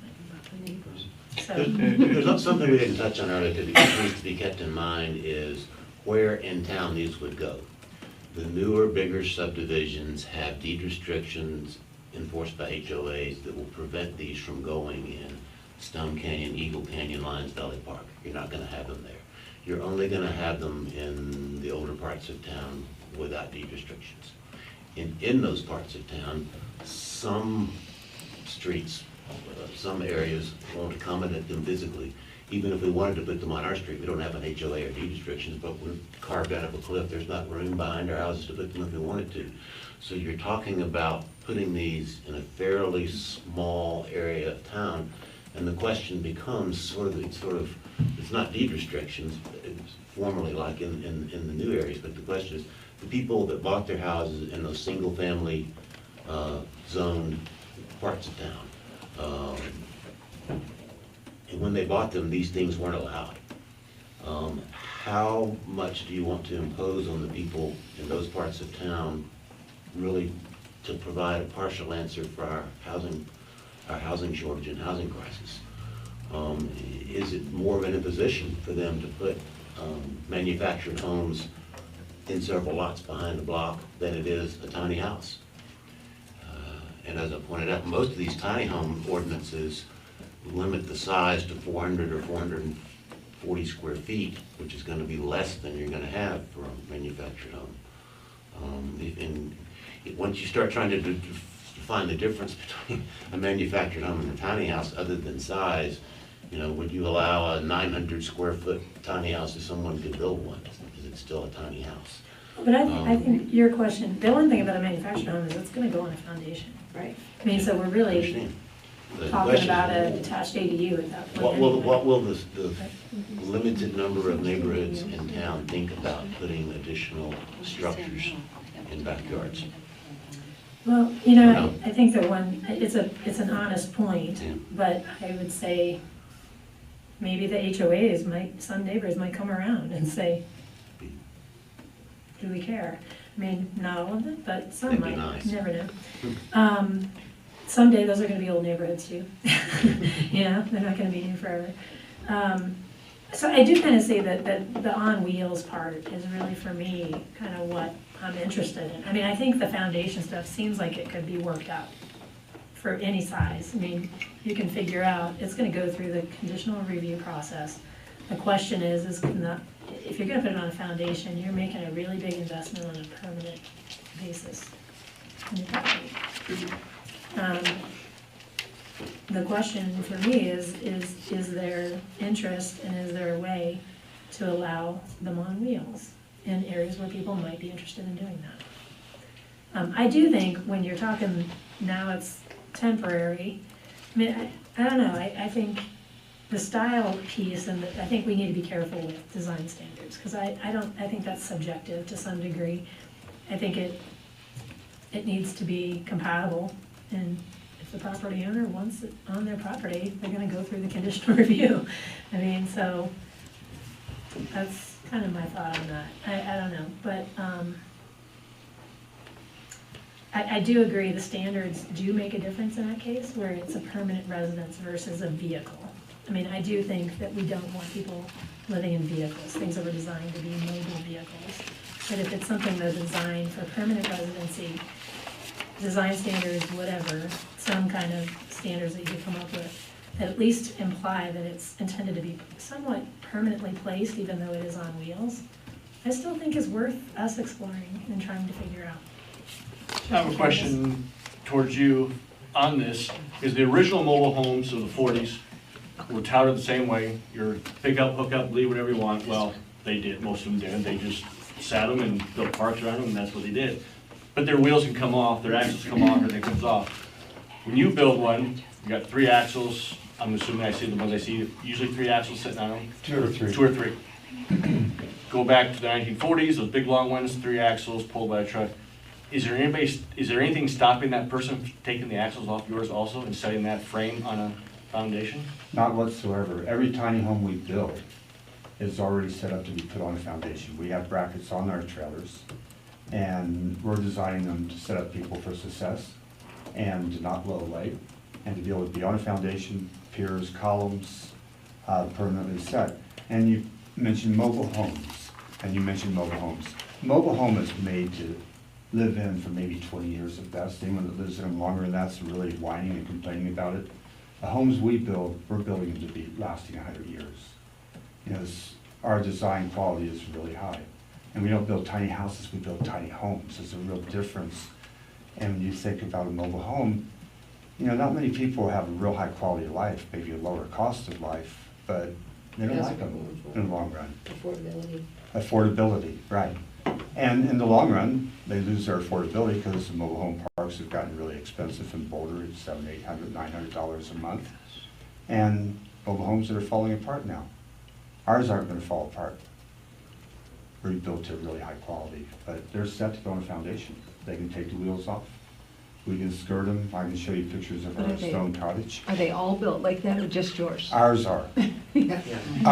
I can't vouch for very many companies, but I'm the only company that buys the trailers with the brackets already welded on there to be set into the foundation. We buy from the largest trailer manufacturer for tiny homes there is. We're the only ones that have them do it. We need to think broader than just simplicity. Because Yeah, it's yours not is- just us, but if you hold people to a high enough criteria for design and quality, then they have to meet that. Maybe, trustee Kerr, go ahead. Yeah, I guess, from my standpoint, it gets down to taxes and permitting. I went to a mobile home thing, and actually they were recommending, if there's a whole do-it-yourself, people out there, and they recommend just buying a trailer and then licensing that with the state as a mobile thing, then you can build on top of it and have no permits, or you don't have to do anything, you just build a house on top of it. And so I'm worried that there's a lot of that out there right now. And then, even if there's not, even if you got a manufacturer out there, right now you got houses, I've drawn 3 different permits since I moved into town 5 years ago to do modifications to my house. I'm sure people are gonna do that with tiny homes, or they might have something go wrong with, they might need electrical, they might need plumbing. Right now, we require that for our houses. So are we saying we're not gonna require that for a tiny home? And, maybe we just say, oh, we don't require any permits for ADUs, and that'll make it cheaper. People can just build from scratch up their home, their ADUs, but does that make it right? I don't know that, in my mind, that doesn't. And I think we need to keep a level playing field, that, people should have to live within the same boundaries. If an ADU pays property taxes, then tiny homes should too. Whether or not that has to be on wheels or not, I think we have to do something such that they end up paying that property taxes just like an ADU would have to, And so that's kind of where I'm coming from. I have no problems at all with tiny homes. I just, don't want to allow something that somehow bypasses the permits, bypasses having to pay for taxes.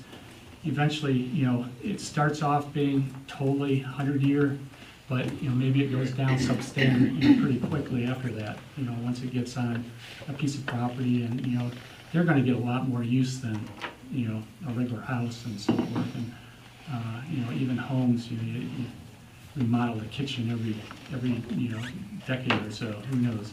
Some people do, even more often. And so I'm sure tiny homes will see the same thing, the same level of renovation and restructuring that goes with that. So that's kind of where I'm coming from. I have no problems with ADU or tiny homes. I just have a problem with lifting all the requirements and not having a level playing field with regular ADUs. May I address that? Sure, go If I ahead. may. The head of Boulder County's tax assessor's office came and spent a couple hours with us a couple years ago. She was totally into tiny homes on wheels. She said, I'm not gonna be able to tax them, but it's the right thing to do. It's what our community needs, it's what the Front Range needs. People don't have homes to live in, they can't afford to buy homes. My son has a good income, he can't afford to hardly even rent a house in Boulder County. And people need a place to live. Tiny homes are providing people the opportunity to have dignity and home ownership because of the cost of them. You're not going to possibly be able to tax them as property, but the people living in a community are going to be eating at the restaurants, buying from the stores here. So tax revenue comes in other forms. Yeah, could I respond to that? Yeah, trustee. Basically what but my status, they're gonna be rented at market rates. And so as the market goes up, those will, they'll keep raising the rates. And so someone who builds a regular ADU, not a tiny home, they build at the same square footage, you know, the house that has that ADU on it will have to pay property taxes. The house with the ADU will not have to pay any taxes on that.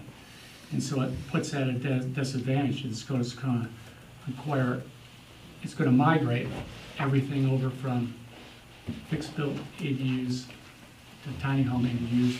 And the prices, in my mind, the rental prices will all be the same.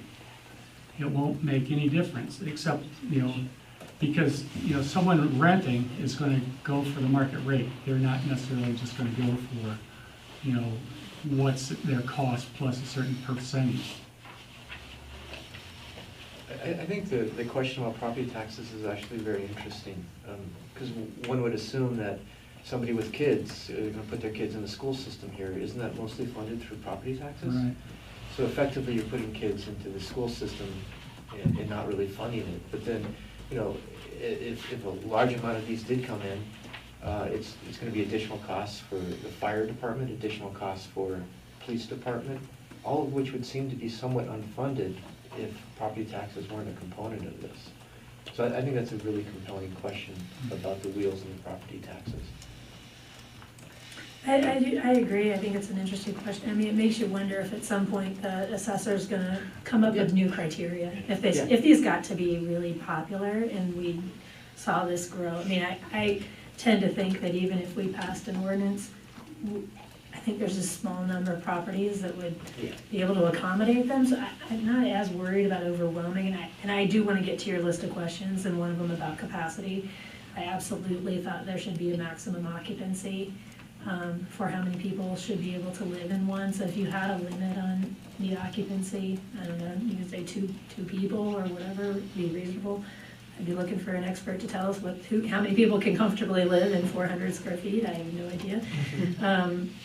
But I know I would need my own tiny home to live in. But so I think that, you know, it is a good question, but I also think that it's one of those things that probably evolves with the market and with the demand and with the volume.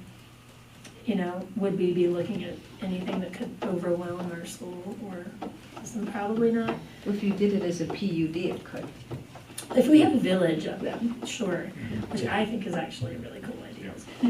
May I share something on that? Sure, go ahead. Weld County, in some areas where there were flood issues and homes were lost, they're now requiring, well, according to a client that came to us, requiring people to have a movable home in the flood zones. They can't rebuild a house, but they are permitting, according to a client, I don't know this factually, people to get a movable home. So a tiny home on wheels in the convergence area, you could have a tiny home community because they can be pulled out, just like with at Wicasa, you know, they have to be able to pull them out in a flood. And so people can do that. I had someone call me from California, Middleton, a couple years ago who lost his home in the fire, and he goes, if I had a tiny home on wheels, I'd still have a home. And it's the same thing for here too, with all of your flood prone, well, I can't say it's flood prone if it gets hit once, but there's calling it flood prone. You know, if you have something on wheels, you can pull it out. It's a matter of disconnecting. And perhaps you might consider creating some kind of tax for tiny homes on wheels, you know, where you get a tax base for the town. I think those are all the reasons we're looking at this. I do think that we should kind of go through the questions. That one of the questions was, you know, is it cheaper? You know, that's a market rate. That's going to work itself out in the market. And if you ask me, we don't try to control the market. I think what we try to do is create opportunities for people to have housing. And I do think having your own place that and I love those models of the villages where they're getting to own the land underneath them, but maybe they're, you know, regulated to make sure that they remain, you know, nice communities for the people who live there. But I think, you know, to me, it's not the primary reason. I mean, we're not controlling what people charge for their ADUs when they build onto their garage, so we're not going to control this either. So I'm not sure how much that really The factors size is in. really mainly really what controls how much you can charge. The larger you allow these, the more rent people can charge. So when you're limiting them to a small size, it's not formally rent control, but practical matter it is, I think. Right, it would also seem as if our ADU ordinance manages much of that discussion. I mean, there's a maximum size for an ADU. It would seem as if we would want to have the same outline for any conversation about what else can be placed on someone's R1 property.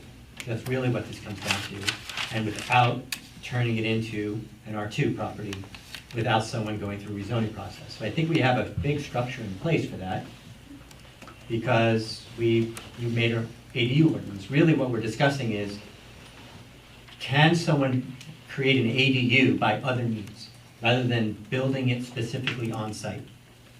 And we're essentially having a conversation of homes that are built elsewhere and then transported to the site. And then, can they remain on wheels, or do they have to go down on a foundation? And I think those are the big questions.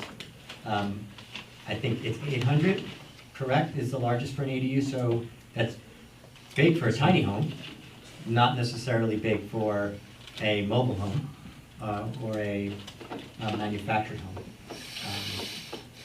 It's a matter, to me, it seems like just a matter of, are we going to expand the ADU ordinance to allow for other types of structures than are currently allowed?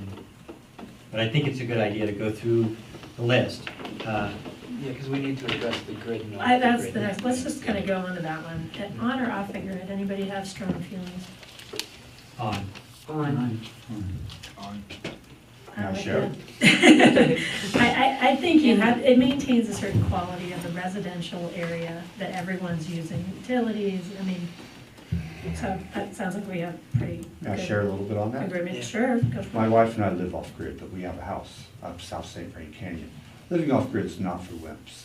A lot of people come to us and go, I'd like to live off-grid sometime. But out of 28 homes we've built now, only 2 have gone off-grid. One is because the property didn't have grid, and the other is because they were just idealistic. You're gonna find if there's a grid that someone can hook into, they're gonna hook into it because it saves them a fortune. You know, you can't do it for less than $8,000 to $10,000 minimum, and it takes a lot of effort. But do you consider septic off the grid though?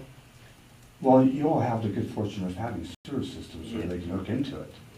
Now, of all the homes we've built, only 2 have had flush toilets. Our homes only produce gray water for the most part, and they have composting toilets. So the need to be hooked into sewage is not necessarily so. And there's such a minimal amount of water that's used by a tiny home, and you're not near as wasteful. Most people are more conservative with their use because they don't want to have as much environmental impact. They're only producing gray water that can be filtered very easily. So you said most of them are composting toilets? Right, you can't. Of ours, yeah. We have an ordinance, you know, I mean, we're a municipality. Right. If you're putting a tiny home out in the country, that's another issue. But we have a code that says if you're within 600 feet of a municipal utility, you must hook up. Hooking into a sewer system is just like anyone hooking in. It's very simple. It's a tiny home. Well, unless, I mean, if we require it to be underground and all that versus a hose laying across the back of somebody's yard. I mean, there's things we have to figure out there. The first step is requiring underground. We've got some code draft. Okay, design standards. Thoughts? Not DIY. I don't know what the design Yeah. standards ought to be. I think not DIY. If I may share on that too. Insurance company, there's an insurance company out of Colorado Springs that approached us to write tiny home insurance. It's as comprehensive as any of your homeowner policies, and even more comprehensive because it covers towing. You don't have towing on your houses. You know, there's just as comprehensive. And also, our homes, we get to offer a 10-year structural warranty on our homes because they're built so well. There's a company that backs us on that. And DIYers can't get the insurance that professional builders can get for their clients. Also, the DIYers don't go through any kind of inspection process, typically unless it's through NOAA, which doesn't have, you know, we've spoke about this, NOAA doesn't have much in the way of teeth. We're now RV and ANSI certified, we have to meet quite stringent requirements in our construction. So, and the DIYers don't necessarily do that. There may be some that are doing a really good job, but I can't say that most are. You're gonna do that through Pacific West, though, right? Correct, through Pacific West. Pacific West, one of the main principals, has been inspecting homes for 32 years. And he's one of the main people that inspects all the RVs around the country and many other types of structures. They're very stringent. They were with me again on Thursday of this last week. And there's some things we're gonna have to change our behavior as far as documenting everything we're doing. We have to meet really high safety standards. We have a licensed plumber and a licensed electrician that does all of our wiring and plumbing. It's not anything haphazard. A lot of the professional builders hold themselves to a high standard. Not all do, though. But how do you suggest you regulate it so you enforce it to be professionally built? Well, you all have a proposed ordinance that says you have to be ANSI certified. So if some You have ANSI requirements you think would? Well, there's new RV requirements too. Let me make a statement. RVIA is Recreational Vehicle Industry Association. The people that regulate that are the people that own the largest recreational vehicle companies. We've been building for nearly 4 years now, and we've done everything we can to avoid being identified with RVIA. But we have recently signed up with Pacific West Associates, which is RV and ANSI certification, and their RV standards are much higher than RVIA, and they do address tiny homes on a lot of levels. So, we're held to a standard. First of all, we're held to a moral building code, which is really high in our book. And my wife and I have very high thoughts about how they should be built. A lot of people think I'm kind of out there on that, but I'm extreme. Because we have to regulate others too, not just Well, you. I'm just saying us. And so there are some companies that are actually stepping up. There's the Tiny Home Industry Association, which is very active at this moment, along with a couple other associations in getting building codes in our industry accepted. So, yeah, I think the building code question's the next one. I think that the question is how you prevent someone from,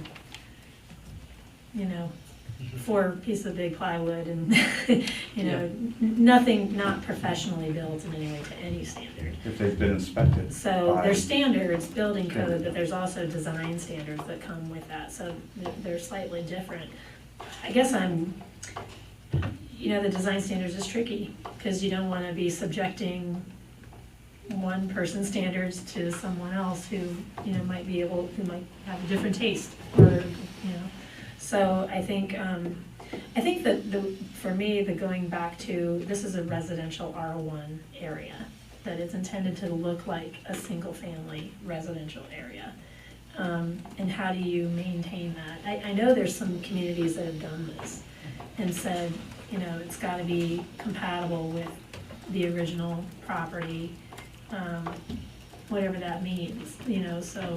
There's a list of features. Right. That make them look more residential than right. RV-like. And just even cosmetic things like skirting wheels or covering wheels, if the wheels are still on there, those I think you can come up with some reasonable standards, and then I think you can leave some room for the process to go through, the conditional review process when it comes to that.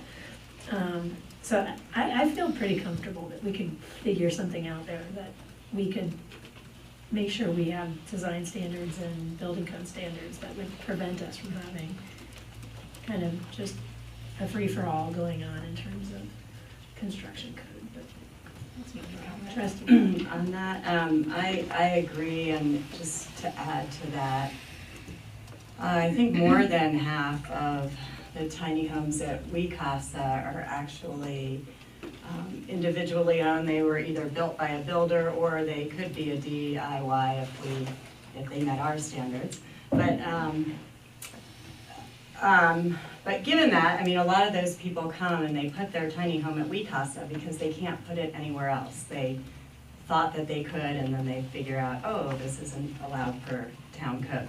So brings uniqueness to WeCasa to have the various designs.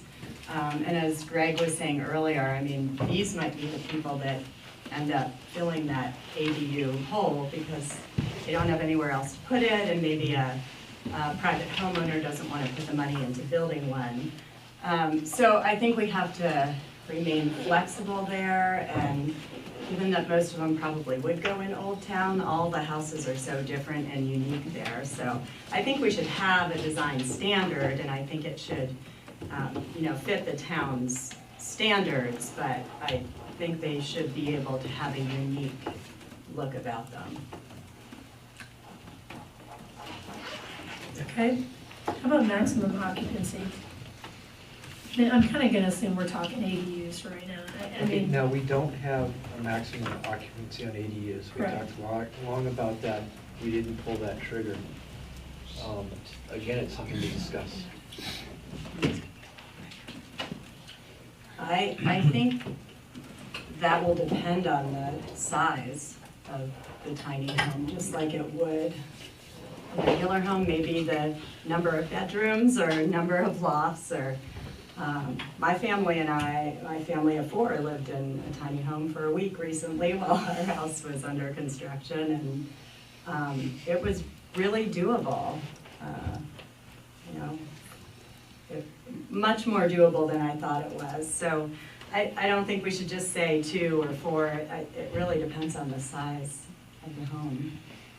They vary as well. And to the point of affordability, young families, small children may be the most, among the ideal occupants. is there a certain number, most homes are built with capacity in mind? Well, capacity in mind, well, most of the people are just couples or singles that have bought our places. We have a family that's had a baby recently, and they were planning that and hoping to have another one. Homes we build can accommodate 4 easily. Some of them can only accommodate 2. It depends on the size, as Julie said. We could build it where it could accommodate 6. We just haven't done that yet. It What's may be the the average issue, size? it may be the issue of related or unrelated too. And Because a do number you of want it adults. to become a big party house for 6, Sure. single people in your R1 neighborhood? So it could be because we do have that clause in ADUs, I think. Whether how many are related. Right. Short-term And- vacation rentals. And the sleeping area capacity maybe.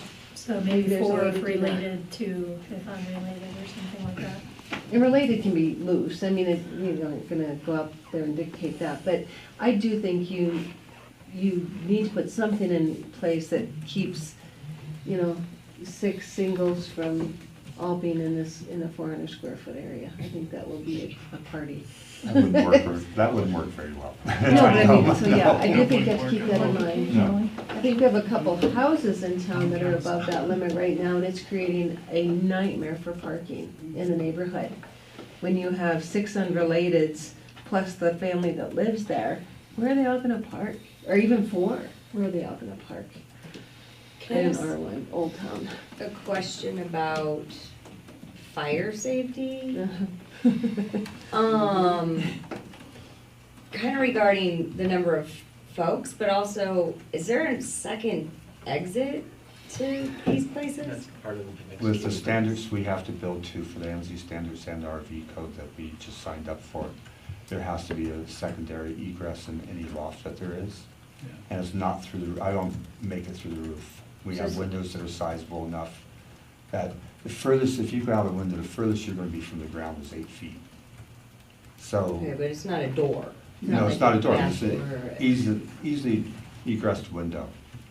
And they have to be marked as an emergency exit also, and handle has to be painted red, things of that nature. We're held to fire laws and standards that are acceptable by national code.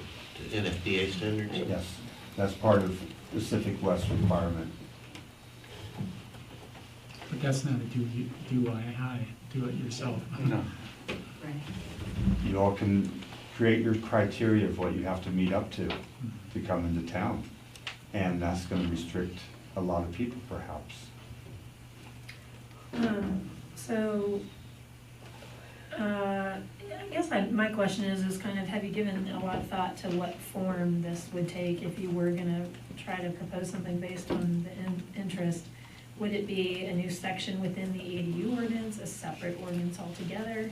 Have you thought about? We did a how you preliminary would draft propose it? just because that was easier. We had a subgroup where it was kind of easier for us to discuss it that way. It hasn't been sent by to the attorney yet. It's not legal. But yeah, we did a draft of an ordinance, and it would fit into the ADU section of the code. Parts of the ADU code would apply, and other parts it would just basically be an added section with the rest of the ADU ordinance applying to it. Partly to make it clear these are ADUs, and it would include the waiver of the tap fees. And what were your thoughts around doing it as a pilot, as a limited, how would that work? Well, we talked about a limit on the number of units, since this is very experimental. There are a number of places that have done this for tiny home communities. Very few municipalities have tried this within existing single-family areas. And because it is kind of an experiment in getting out there, we've talked about the way to do that is limit it to 5 or 10, pick a number up front. So we see if it works, see how much opposition you generate in the conditional use review process. If it's more trouble than it's worth, you stop it at 5. If it works well and nobody's objecting and you got 5 new, fairly low market rent homes, then you double it to 10. So that was the control. It's putting a cap on the number of ones that could. It also prevents people from being grandfathered in. I plan to do a tiny home.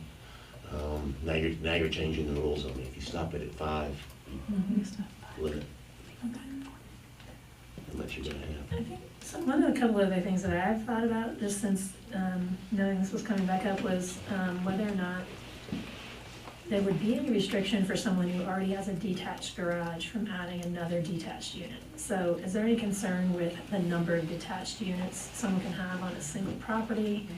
And, or is it more of an impervious coverage kind of thing? I mean, maybe they have the room, some properties could be really large and accommodate that without making it look too busy, but have you guys talked about anything like that? The way I saw it was we were considering this to kind of fall into the ADU, so there would only be one per home. Now, if these are single-family homes or if these are in a village area, that's different. But in a single-family home area, this would be similar to the ADU, and it would only be one per home. But I'm saying if they already But what have about a the structure? detached structure of some sort on the property, could they add an another A second detached? ADU? Not a second ADU, just. The garage isn't an ADU. Oh, Accessory building. It's just they add They could another. also- yeah. We looked at that, based on somebody else's ordinance, and had put a limit on the square footage of other accessory buildings, like garages or storage sheds, so it's not too far. Theoretically, we don't regulate buildings under 120 square feet. You don't need a permit. We don't have spaces between those. So right now, you can fill up your lot with building next to building without stopping. So currently, our code allows for that. No, but I think it's sizable Of buildings. 125. I mean, Of 120 square foot. Yeah. Yeah. Sheds, all the way across your lot. 10 by 12. Yeah. That's a good question, though. We need to. I think it's something to think about. Yeah, it's a good Just question. because I think, And again, the impervious goal surface. is to continue to maintain the residential, Yep. single-family nature of the neighborhood. And I think if someone starts adding units to a property that's already got a setup, and that's, again, I think the reason we made it conditional is because we want to be able to factor those things in. A certain amount of open space makes sense. Yeah, I think there has to be sufficient space. For Fire response too. Yeah. Well, there's setbacks, but yeah, I mean, we need to modify our code based on what I've seen for a lot of reasons, and that's one. The other one that I thought of is just making sure there's a setback from the river, if it's a property that has river access. We don't want I think we camping have within a s- certain yeah. distance of the river. I don't think we'd want this Okay. too close to the river either. That's a good point. You know, maybe it's more keeping it in relation to the primary residence, but it's not. I know people might be inclined to want it as far from their primary residence as possible, whereas it might interfere with, you know, other things if they take that approach. So that was just another thought. Anything else?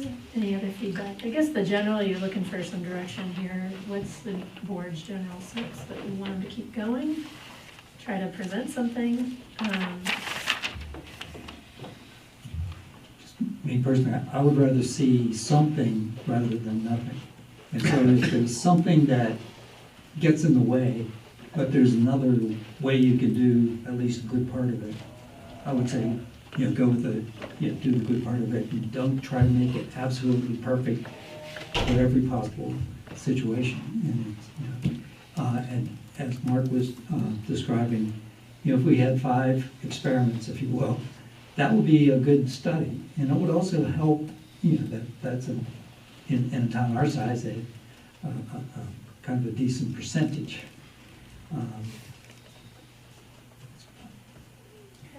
Anybody else? Well, the only thing I would add is, one of the reasons we tackled ADU in the first place was to develop affordable options. I think that should be in the forefront of whatever conversation PCDC has as well, is what's this going to do to affordability?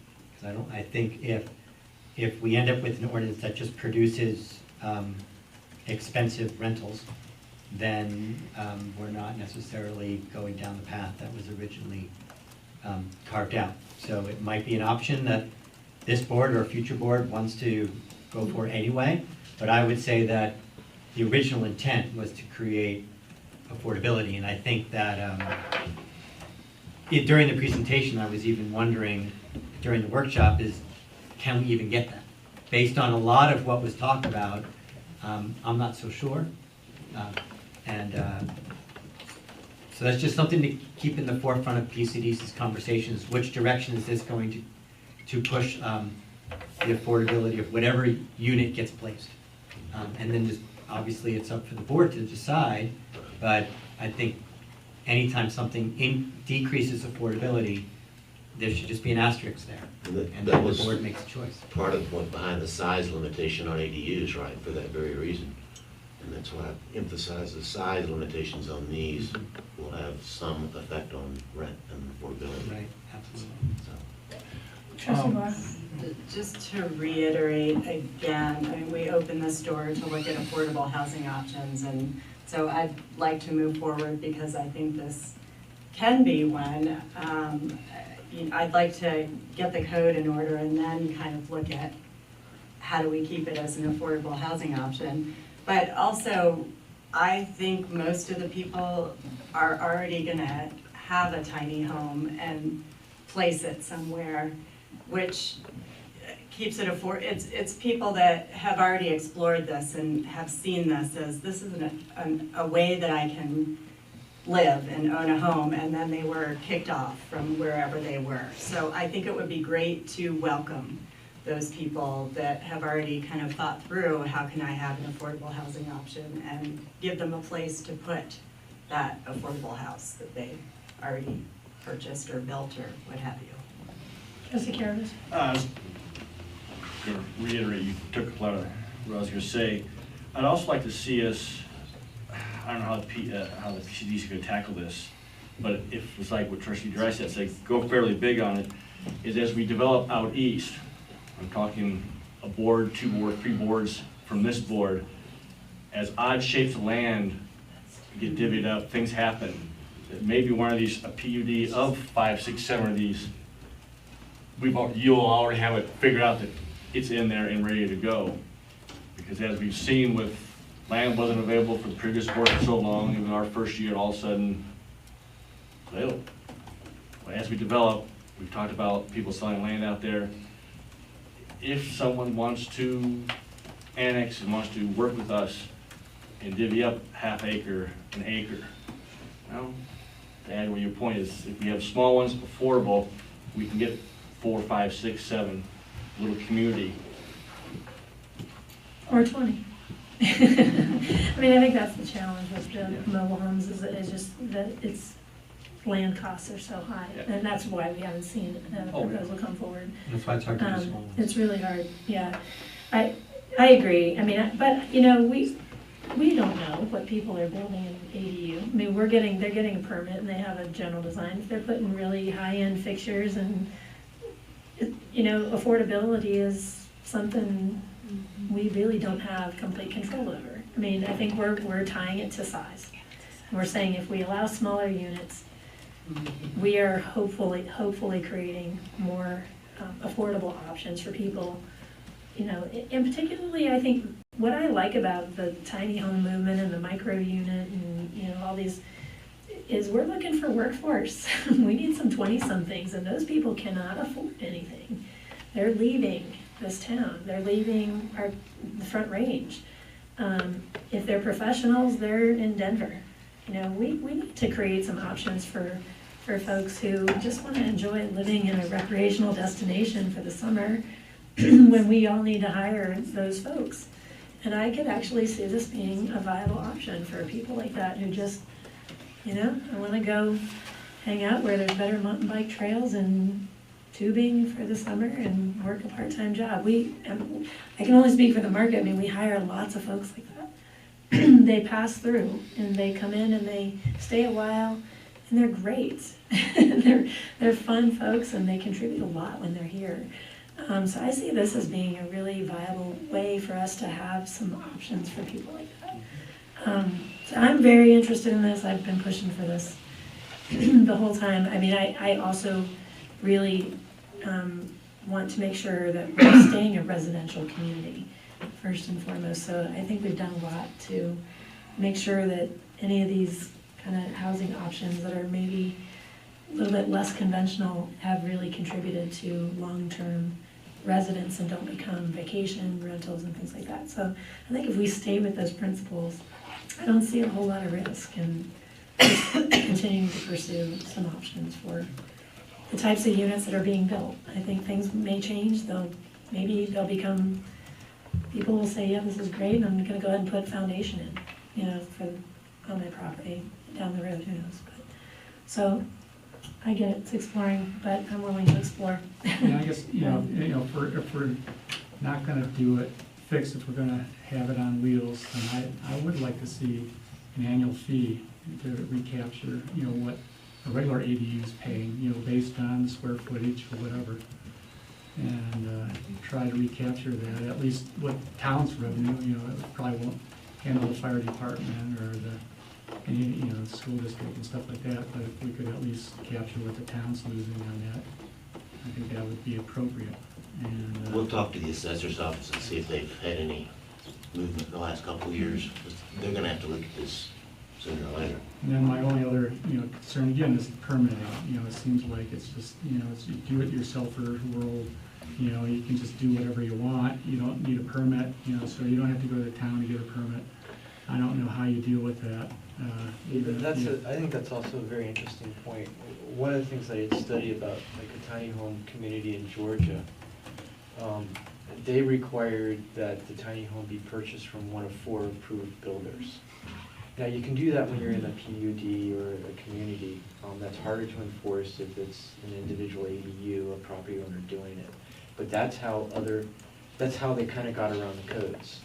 I mean, that's how they basically enforce the codes. They said you can buy one of these 5 units from these 7 different vendors around the country. And I thought that was a very good way of going about it. So then you can pick somebody like Byron's and get a really good stuff, and it stops the person from just putting some plywood up. I don't know how we would do that on the ADU, but I think that's an interesting point. I'd like to ask, is anybody going to comment at all about maybe being more lenient or thinking about the possibility of these being in land that could be more prone to floods? Do we want to go there or not? Want to do what Wells County's doing or not? Well, they would have to be elevated the way any current new structure in floodway or floodplain would have to be if they were on wheels. That's different, but that seems to be a different kind of an ancillary conversation, 2 different conversations. Something that's built on a slab or foundation, and something that's built that's on wheels. So it seems as if those are two different things. But I would imagine you just can't build on a slab now in a flood zone. No, Right. I'm talking about on wheels. Oh, right. Yeah, I'm talking about on wheels. Weld County, as Byron was mentioning, was trying to be somewhat progressive on saying, okay, something on wheels can be in a floodplain with this notion that it can be towed away. Right. Well, Go there? to me, I think then what would have to go along with that perhaps is similar to what we have right now at Riverbend, which is there always has to be a vehicle that can tow the tiny homes away. So I think we would want something similar. So if we say we want the benefit of a movable home out of a flood, then there has to be the capacity to actually move it. Because they could pay someone to place it, but that doesn't mean they can get it back out in due time. So I would imagine maybe that's a requirement to consider. Do you want us to look at that? Do you want us to spend any time on that? Yes, I no? do, I'm okay for with that. sure. I mean, I kind of have a fantasy that maybe you could put one on a buyout property and it's not lost, so. No, you can't. Can you put If it's playground on equipment? wheels and you can No, throw it you out. can't put the infrastructure into it. Deed restrictions is covered. All right, I think we But you hopefully couldn't- had enough discussion for you guys to get a sense We're of good. where we are. We got a lot. You got it? All right, Yeah, we got you. we got it. All right, thank you again for all the work. We really appreciate it. All right, we have one item removed from consent. This is item number 1. I think all we're simply looking for is a motion to approve with a direction for staff and the attorneys to make changes to be consistent. There's another.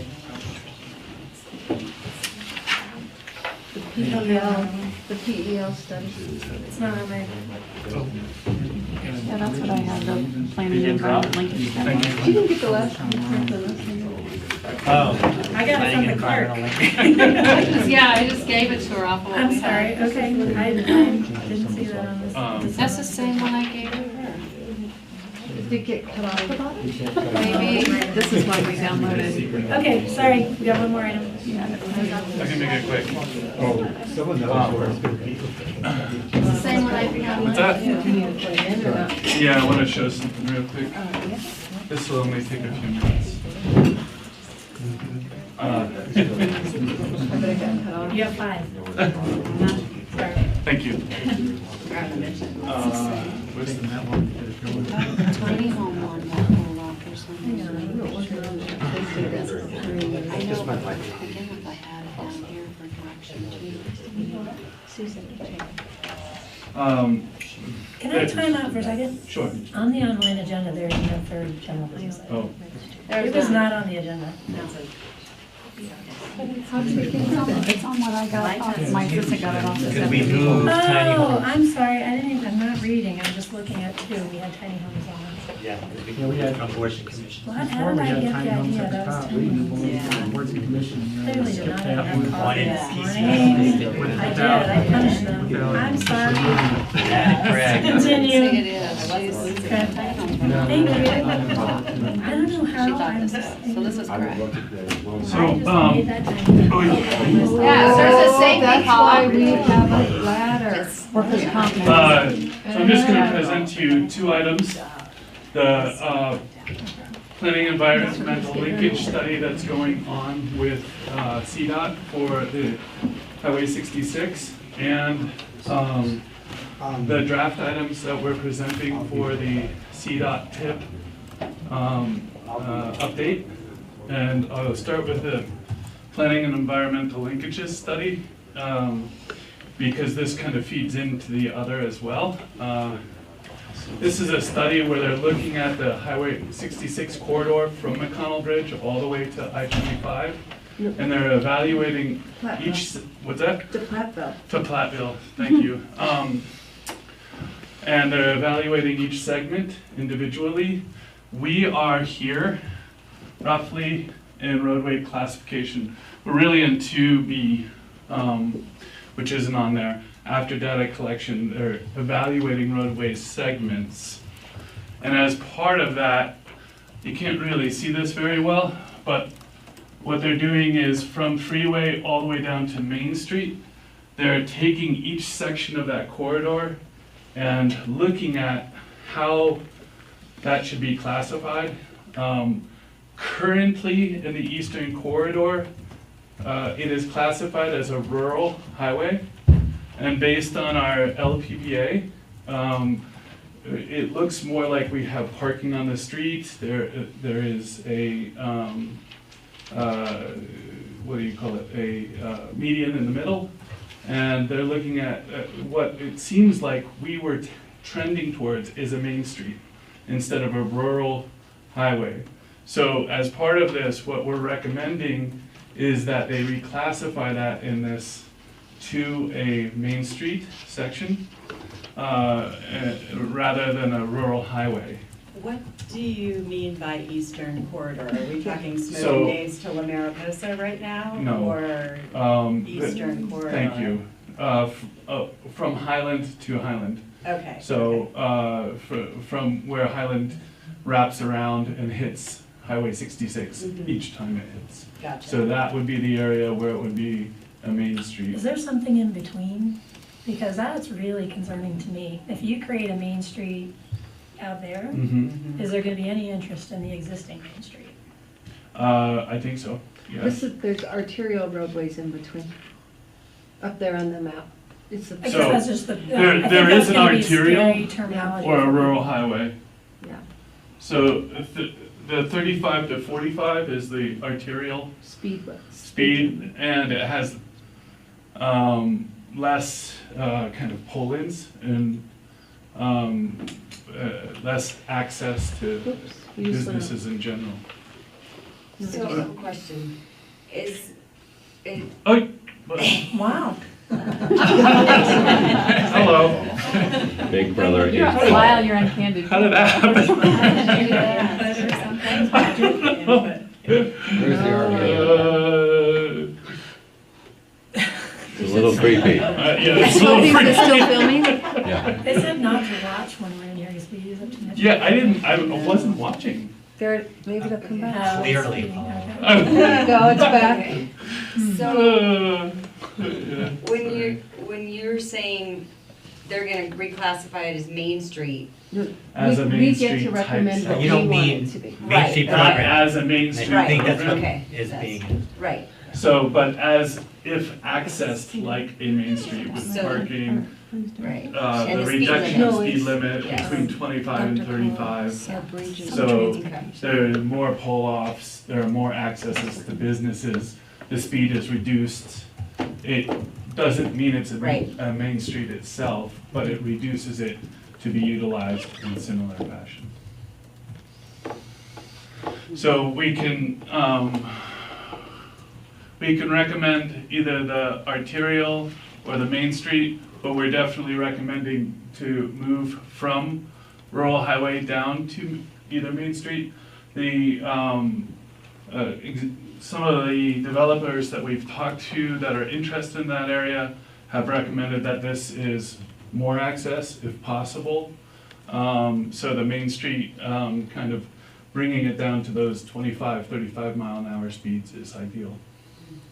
So then it would go back to 35. It would go back to On the a other 35 side? to 45 to, I think it's just past, well, it would be probably even up to 50 between Highland and McConnell Drive, which I think is what it is now. It's 50 So- to Farmette, and then it goes down to 40 just past you pump it. Oh, okay, yeah. It seems like they would have to look at that. It doesn't make a whole lot of sense to me to have like Well- a quarter mile to get up to 50 miles an hour. Is that only a quarter mile? It's not long. I Yeah, mean, so they would probably reevaluate that, So, the whole section, but that section between those two. would they have to widen it? Because, I mean, so my biggest concern with this whole project is they're Uh-huh. widening everything until you get to Lyons. And now Oh, you're yeah. talking about slowing everything down for a longer stretch in Lyons.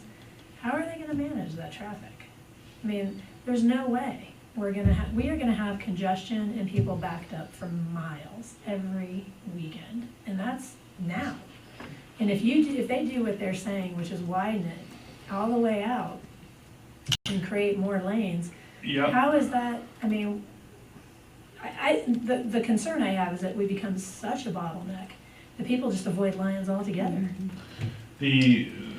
One of the issues is from there to Longmont. It's timing out somehow when it's going to sleep. Yeah. Sorry, switching to that. And the traffic studies haven't been done extensively for this. This is looking at how you classify. But the slugs of traffic, eventually, if you mediate them at different points, you will spread them out, is my understanding. I'm not a traffic engineer. So if they, right now, they're getting to downtown Lyons, and then they're backing up quite radically. Moving his mouse. And so, what's that? Move your mouse occasionally. Yeah, thank you.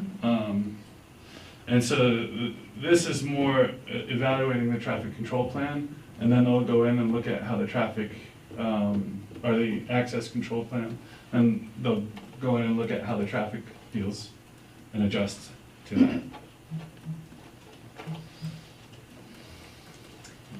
All right, this whole traffic, I mean, this stretch, and it's not just this stretch, but it's everywhere in the Front Range, that we're just, nobody seems to have really good ideas about how we're gonna manage traffic all over the place. And the amount of building that is happening out east is just mind-boggling. I mean, there are 400 homes going in Berthoud right now, and that's insanity. That's just more people who are gonna be interested in going to the mountains on the weekend. From I-25 into the Front Range, it's all two-lane, old-fashioned rural highways. Well, that was great, 60, 70 days, 90s. Well, at some point, it will be 4 lanes all the way from the interstate to here, but it's still gonna bottleneck unless they widen it beyond. I mean, I think, we're gonna need roundabout, we're gonna need something more innovative, and we're gonna have to look at, what I really would like to see them do is a traffic study all through Lyons to figure out what is the best way to move people through the entire town. I don't see a comprehensive approach to this. I see widen everything, and then it's still gonna do this when it gets here. And nobody has been able to answer the question of how we're gonna move people through town more efficiently. Mayor, I agree. I think a traffic study is needed extensively for when we do I think it should be in combination with the comprehensive plan update and how we deal with the land use. I don't think one has ever been fully performed for the town. It's been a really long time. That was my input to the PEL group, was we really need that comprehensive kind of overall plan for traffic flow through this whole area in conjunction with what they're doing out east, because slowing everybody down further back, to me, I don't know, maybe it does work, but to me, I don't understand how the whole traffic process here, but at some point, this seems like a really important decision, and we're not getting really any information. Part of it is if you build it, they will come. Once you widen the highway, people will start filling it in because they can travel further with less cost, with less time cost. So there's this thing called induced traffic. If they can get further with the amount of time they're willing to spend to travel, they will get further if there's a destination involved there. So once you widen it, you'll get more people on that road, it'll fill up. Except the numbers they're predicting, growth from, 2010 to 25 year size along the Front Range, for 25 years of that growth, you only have so many valleys that actually take you into the mountains. Sure. Those are the roads, those rural roads I just mentioned, there are now. You can't add any more unless we start blasting through mountains, and I really don't see that happening. So you need higher occupancy. That, and at what point do you stop going 4 lanes? How far up the valleys do you go? Also, if they make these 4 lanes, 34, 36, they basically got another I-70, you basically have the old interstate system going through 3 different places. I don't see them doing that, they don't have the money. Not in my lifetime. RTD, we needed a bus from here to Rocky Mountain National Park, that's the bottom line. Stanley Steamer. Right. Yeah, all right.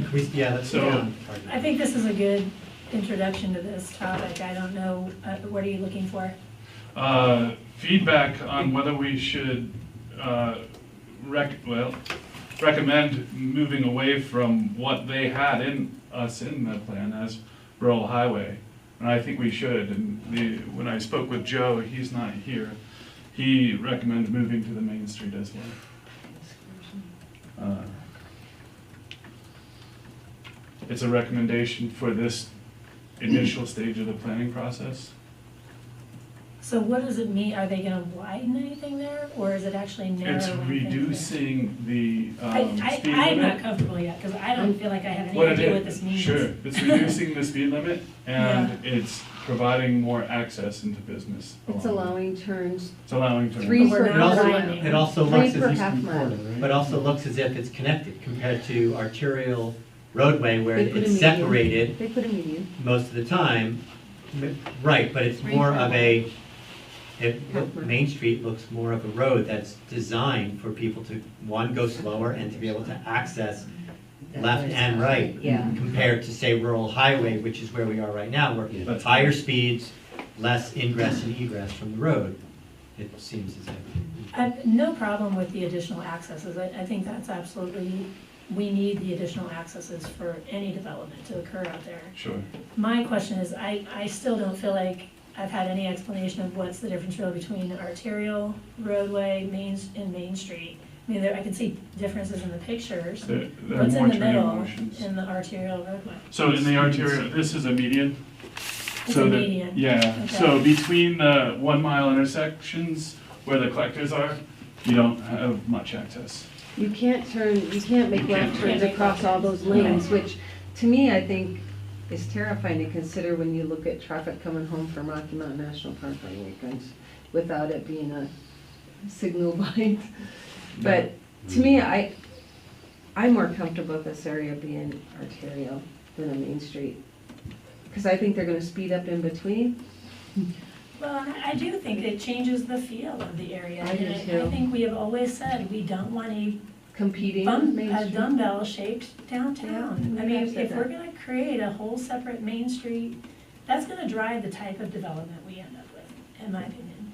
And I still think, maybe that's okay to some degree, but I don't know, I think it's,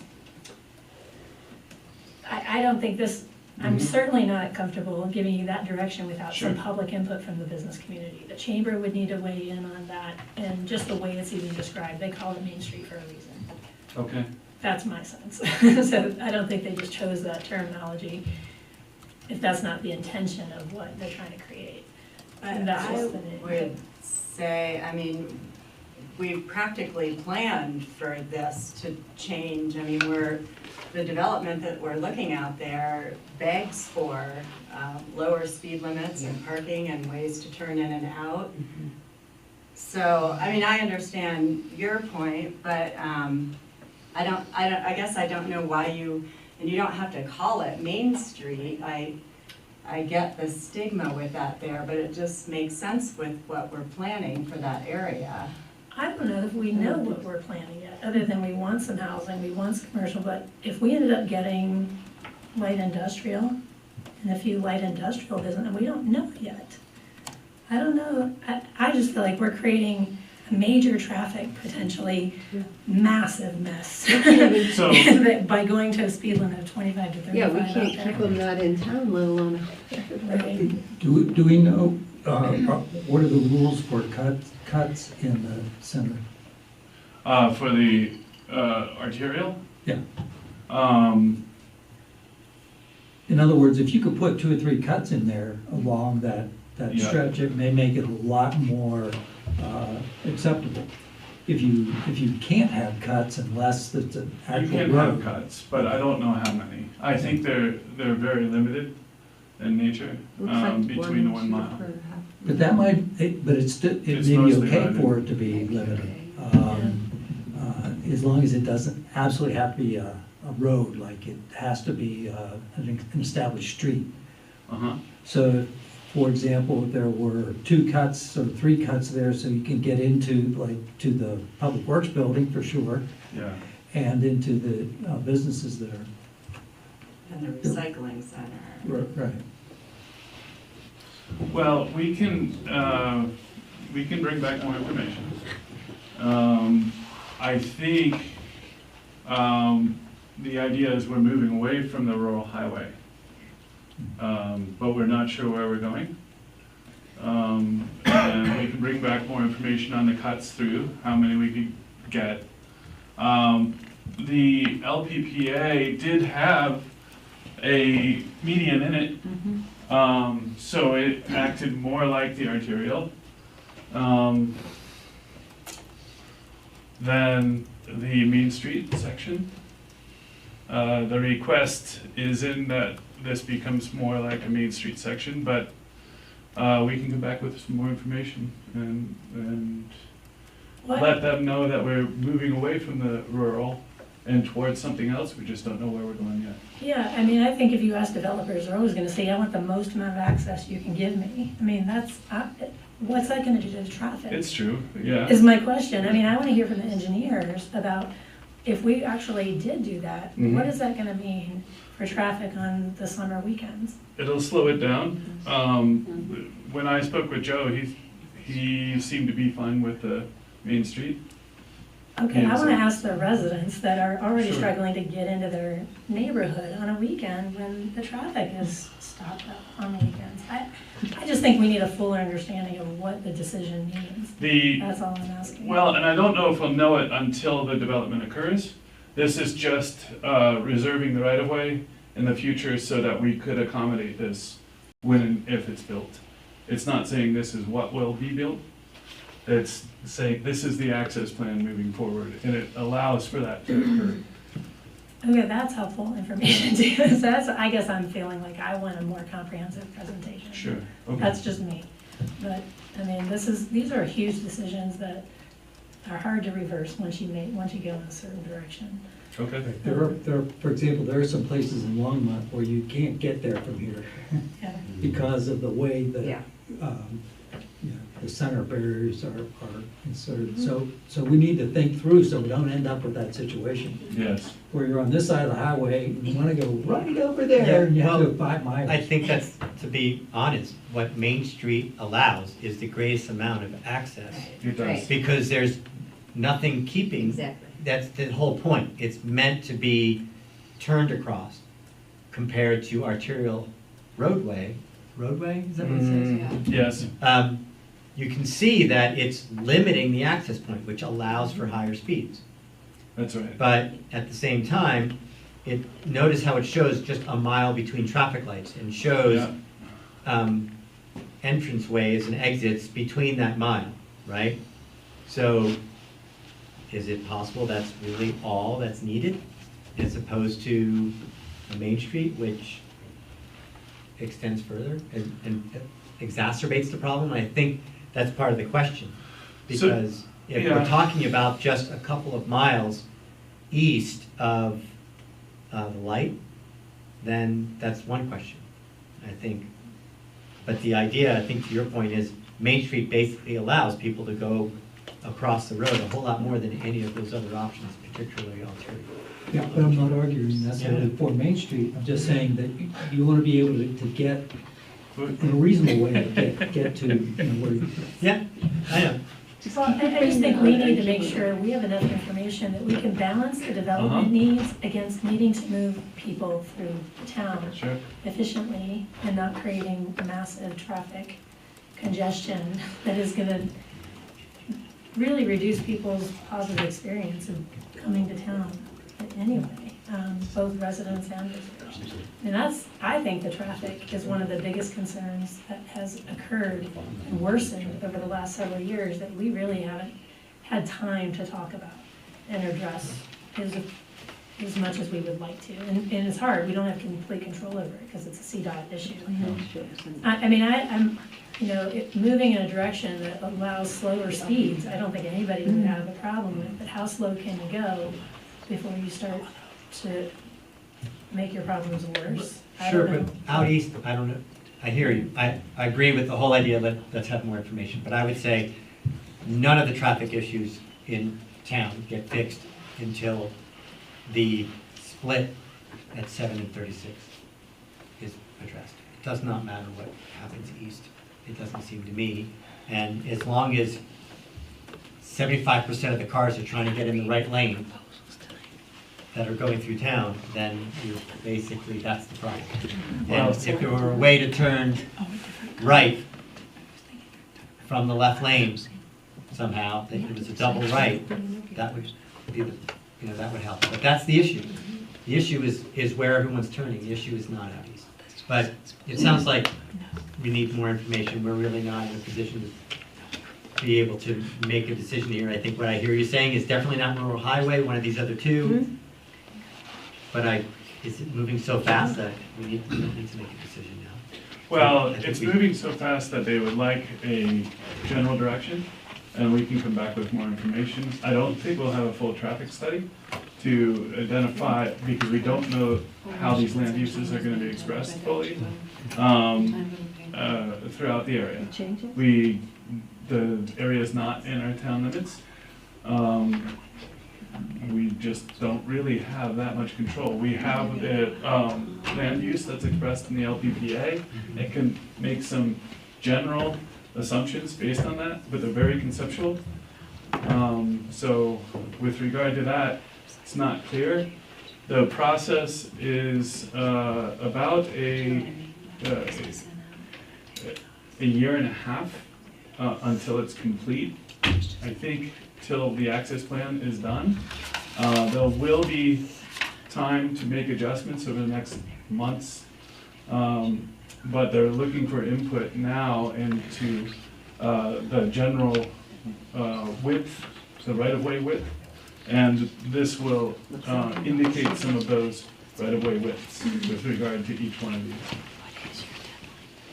Well, it does appear width-wise, those two are similar. So maybe They're if we can similar. tell them that we would like to plan for, larger right-of-way. This will, even saying that we're either considering arterial or Main Street will help them. Now, we can definitely provide some more information. Would they ever do a frontage road on the arterial?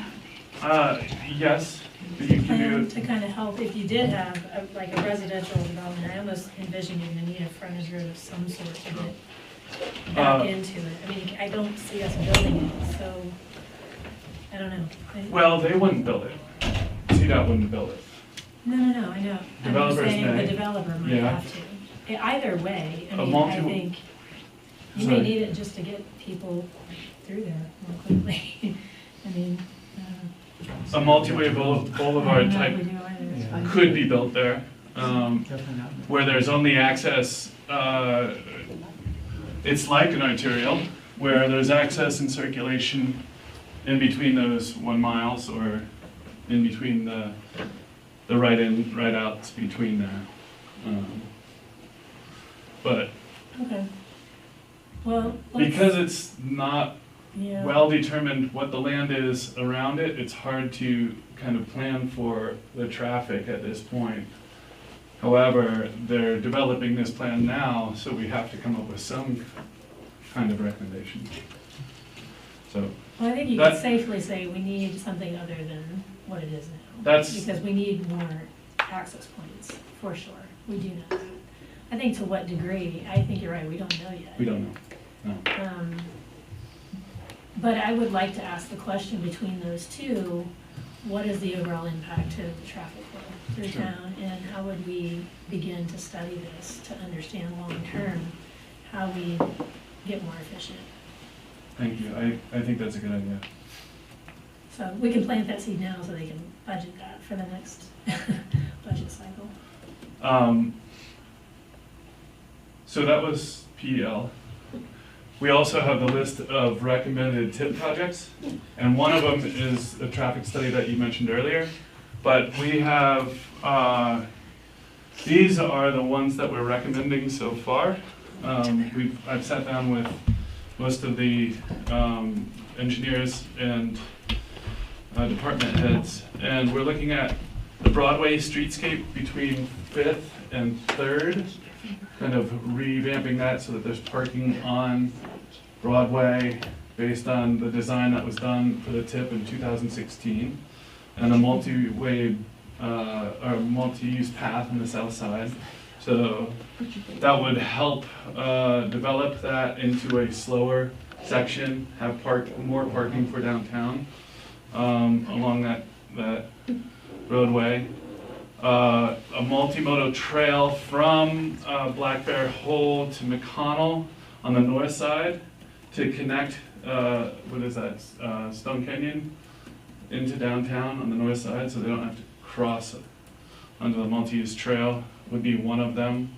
As you can see here in sub, where I say regional or sub-regional, some of these can qualify for regional money, but they're on the next page. The others would have to qualify for a different pool of money, which is the sub-regional funding. We may be a little bit in control of the sub-regional allocation. Regional allocation from the tip only goes, no? We shouldn't even talk about regional. We're not going to qualify. Well, there are at least 2 projects that might get funded through the regional, but they're fairly small. But I doubt it. Connie's right. There's the multimodal trail from State Highway 7 to from Broadway to the south to the town limit. We lost some of that access, and restoring that would be of interest. A multimodal trail from downtown to Eagle Canyon on the north side would be of interest. A traffic study, like you recommended, to get a double right going up the Highway 36, thank you.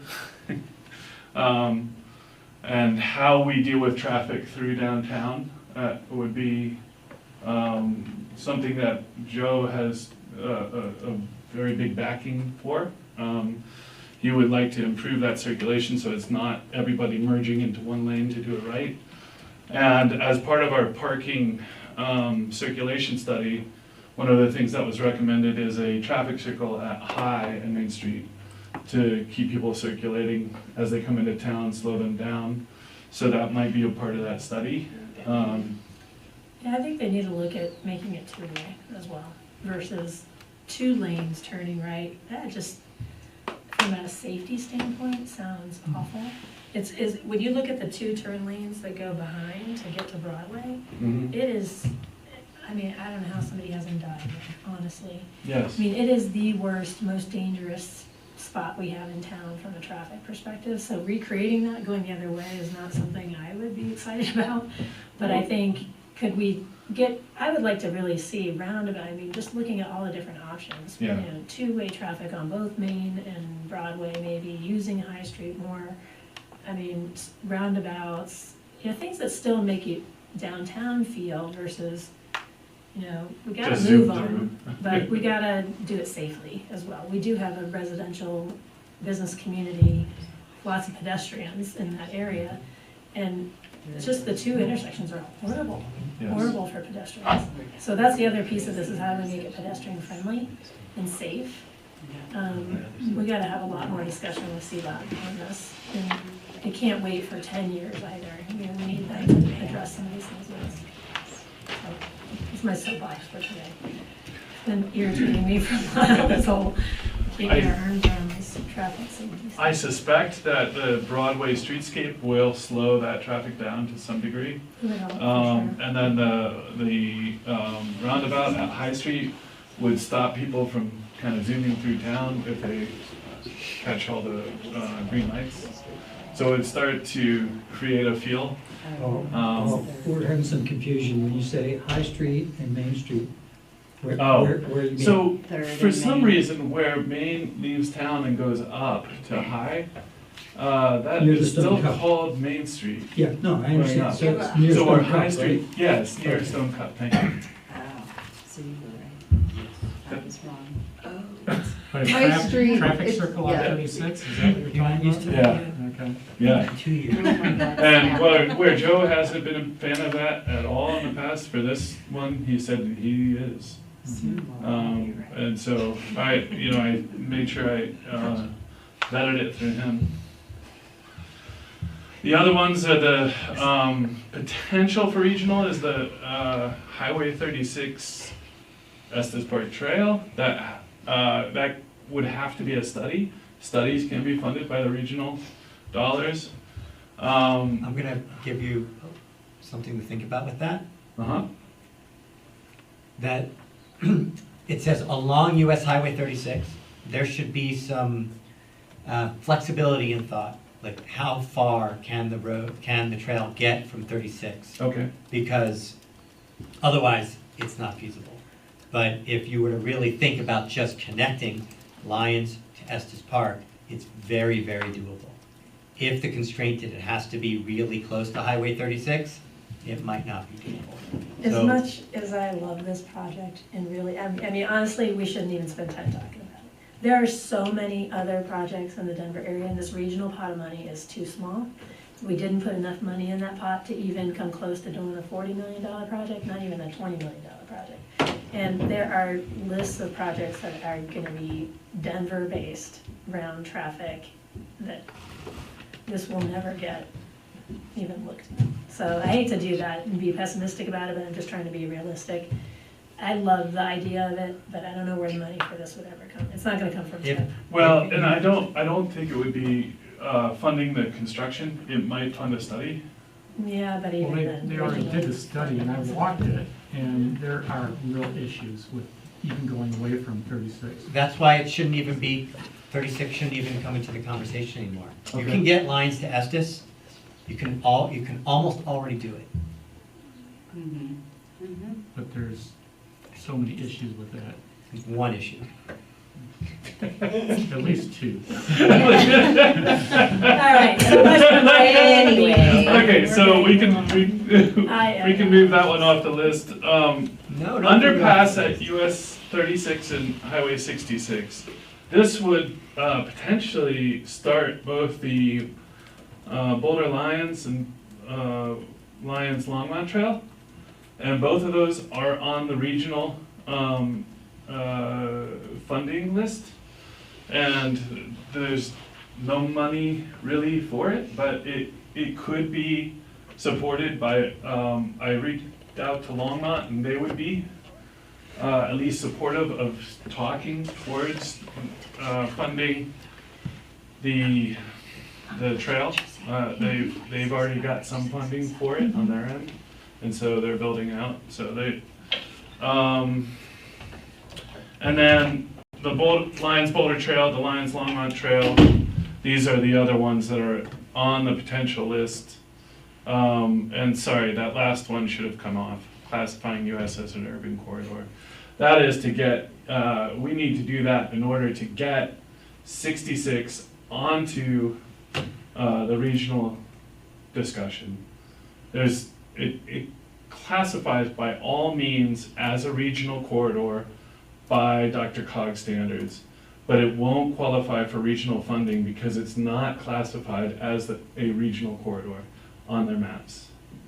So getting it into that category would be necessary in order to get regional funding for that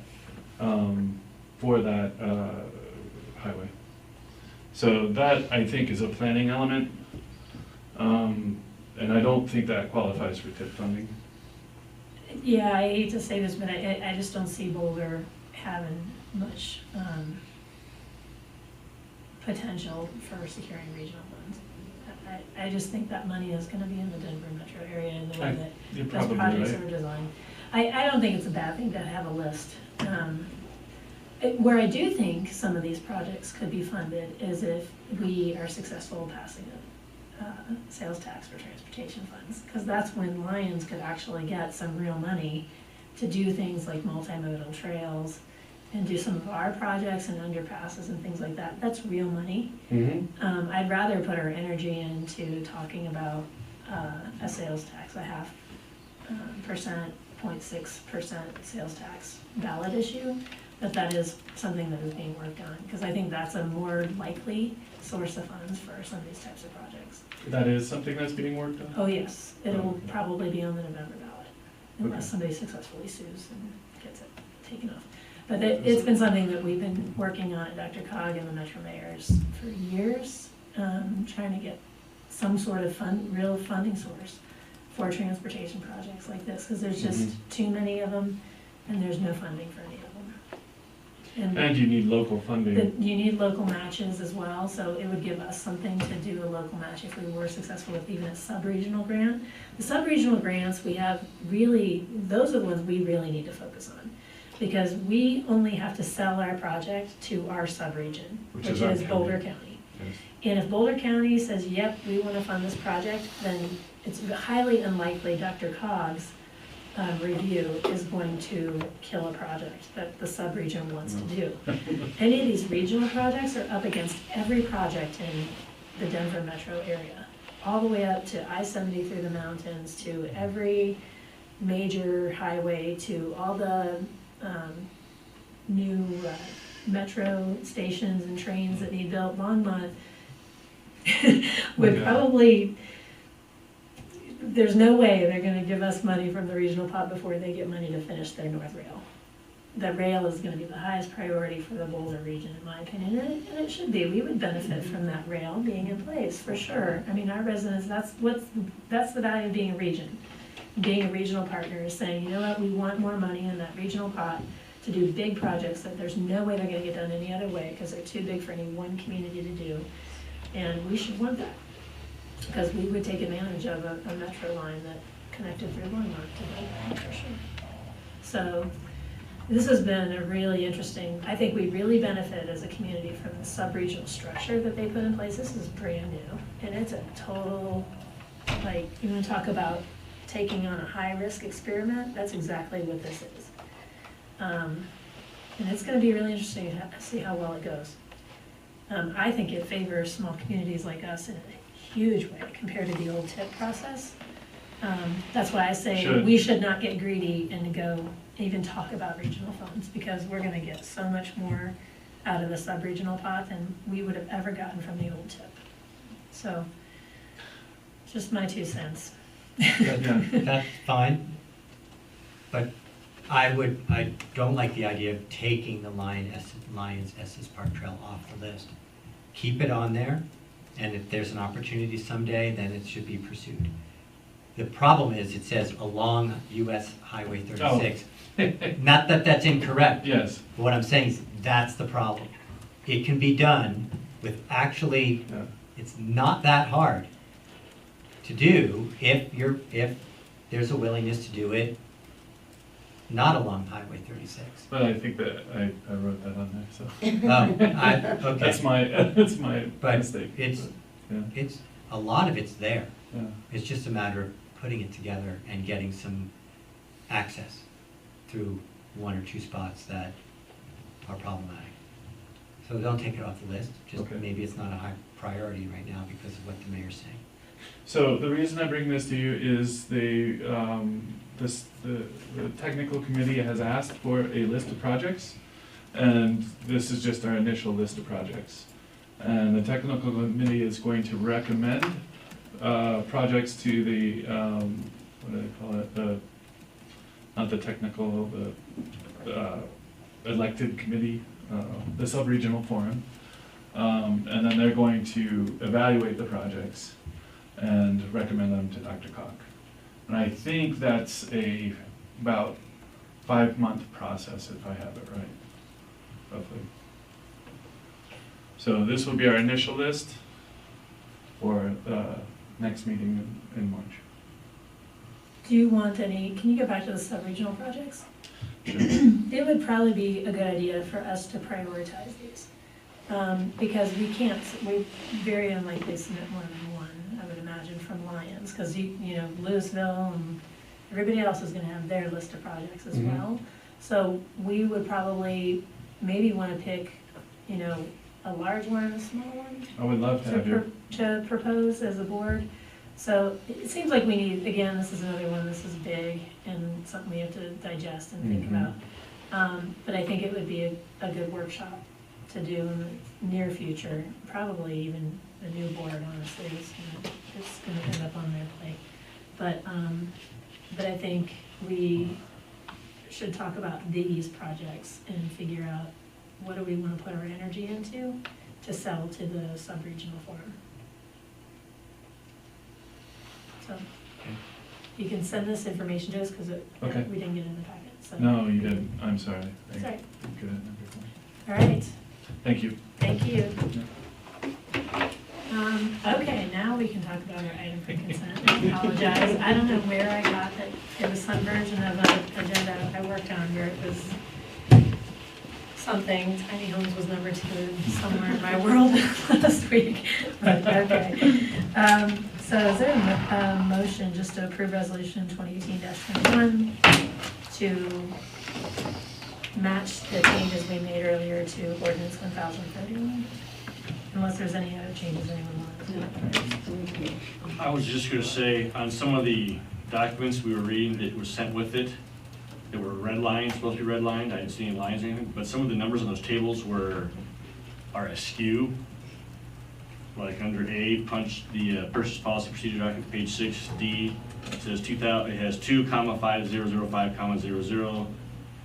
Table 1, table 3, contract management tables are all askew, so. I noticed that. Do you notice this? There's like cut and paste got. We have been looking at versions that do not have those, Oh, so on it's that. just Okay. something, I don't know what happened, but it's, we'll make sure that you get Okay. I mean, we'll work with staff, but they'll have a Okay, good as long as clean that's- version, yeah. Yeah, because I ran into the same thing, and I tried to, then I thought, that's what happened with the redlining, is the old number Yeah. stayed in. In the new data, And then okay. you- Right, and that's they're why just- you have they're just 2,500, above- 5,000 right next to each other, yeah. Yeah, so my thought is that we would recommend to staff to clean that up in, consistent with the direction from the 1031. Sounds like a motion. Yeah, it does. Yes, I would like to make a motion to approve, what's the name, what's that number? What is it, resolution? 2018. Resolution 2018 -21, to be brought into consistency with the ordinance 1031. I'll second that. Any further discussion? Roll call for the vote. So 7-0, thank you. We probably do have time for quick trustee reports. If you want to go around.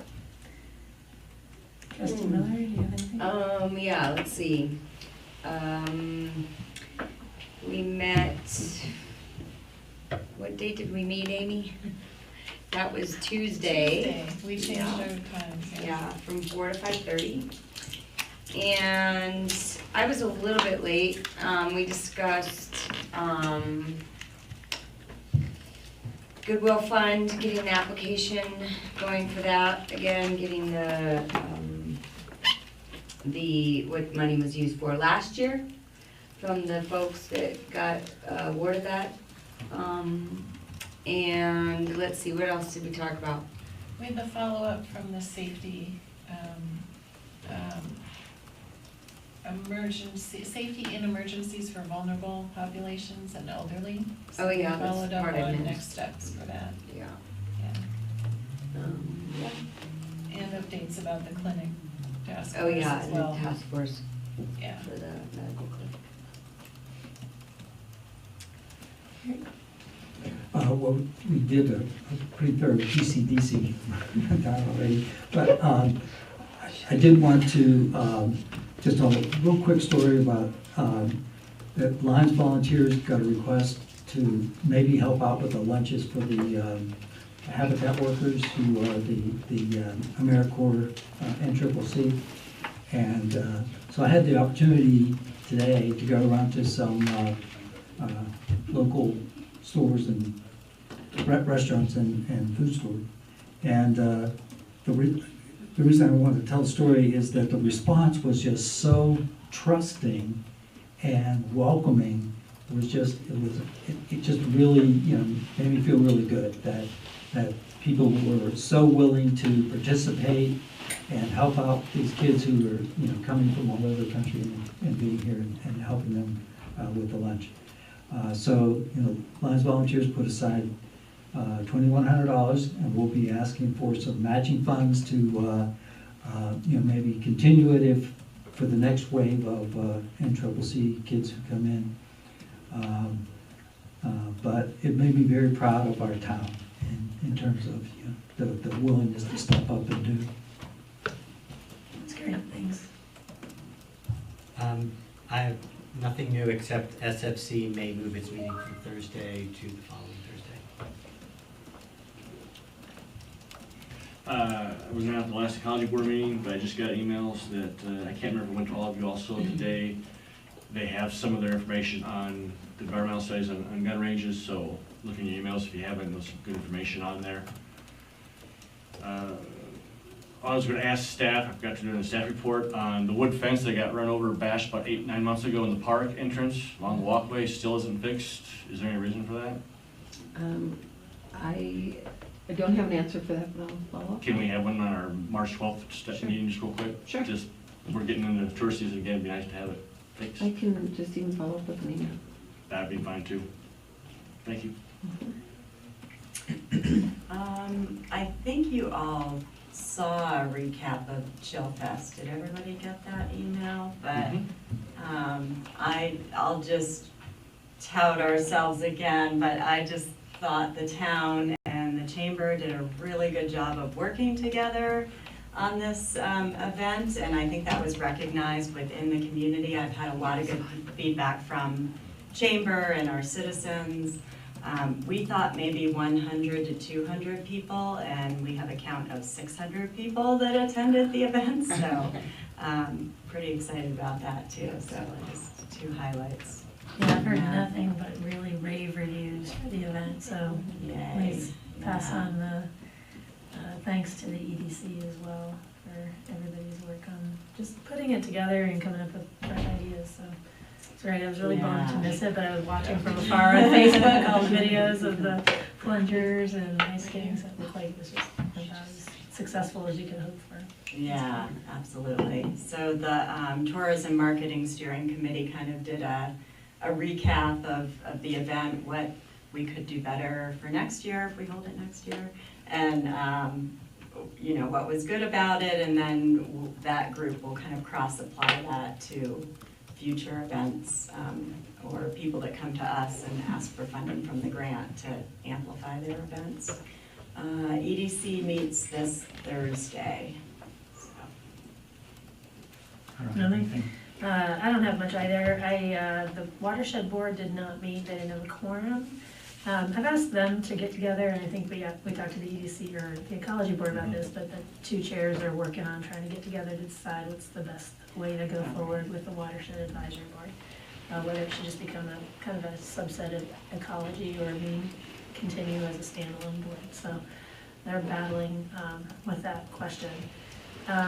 We did have a really successful clinic task force initial meeting. We had, I think, about 7 to 9-ish people come. We had a really good mix of people who were really interested in trying to help us solve this problem, and I'm not exaggerating when I say a tiny medical clinic came up as another possibility, just to kind of something that could literally be mobile in the community. So we have several action item list, and everybody's taking some different pieces of trying to come up with some solutions. We even had Representative Dr. Cog come up from Denver for the meeting, so it was really, really great to see that number of people really interested in trying to tackle this problem. So other than that, Dr. Cog, I did not attend. We participated in the selection committee for the new high school principal, so it was the same night as Dr. Cog last week, so I'll get an update this month. I think you guys did a great job. From I what heard she's spectacular. the announcement, I'm pretty excited about that. I do want to just kind of publicly commend St. Vrain School District for the process, for the amount of effort and the number of candidates that we interviewed. It was a very competitive position. There were over 50 applicants for the job, which is about 5 to 8 times what they normally get for a position. So, and it was a wide range of candidates, lots of different diverse styles and levels of experience, and people from, you know, all different parts of Colorado. So it was a great experience, and I completely agree. I think we found ourselves a really great principal for the school who's going to really work to, you know, we talked a lot about bridging the gap between the school and the town. Really wanting the school to have a stronger presence in the community, to have a relationship between the school and the government and the town government, be supporting each other and working together in a more, in a closer way. Not that there's not a lot of support for the school now, but we really talked a lot about visioning where we'd like the school to go as a community. So I was really thrilled to be part of it. I know you were as well. And I walked away with just an enormous appreciation for these teachers. Yeah. I mean, we have an amazing group of teachers over at that school. I can't really say enough about the teachers I got to get to know a little better in this process, and just, you know, we really just don't understand what these people do and how incredibly impressive they are. So I am really excited. I think that we're gonna see really great things happen for the school. So she will be around, and I'm sure she will come here. I'm gonna reach out and try to have coffee with her the next time she's in town, and invite her to even come in and maybe introduce herself at one of our meetings. So, and that, not exactly an early night, but not midnight either. So if anybody has anything else, we can go ahead and have a motion to adjourn. So moved. Second. I'll second. Aye.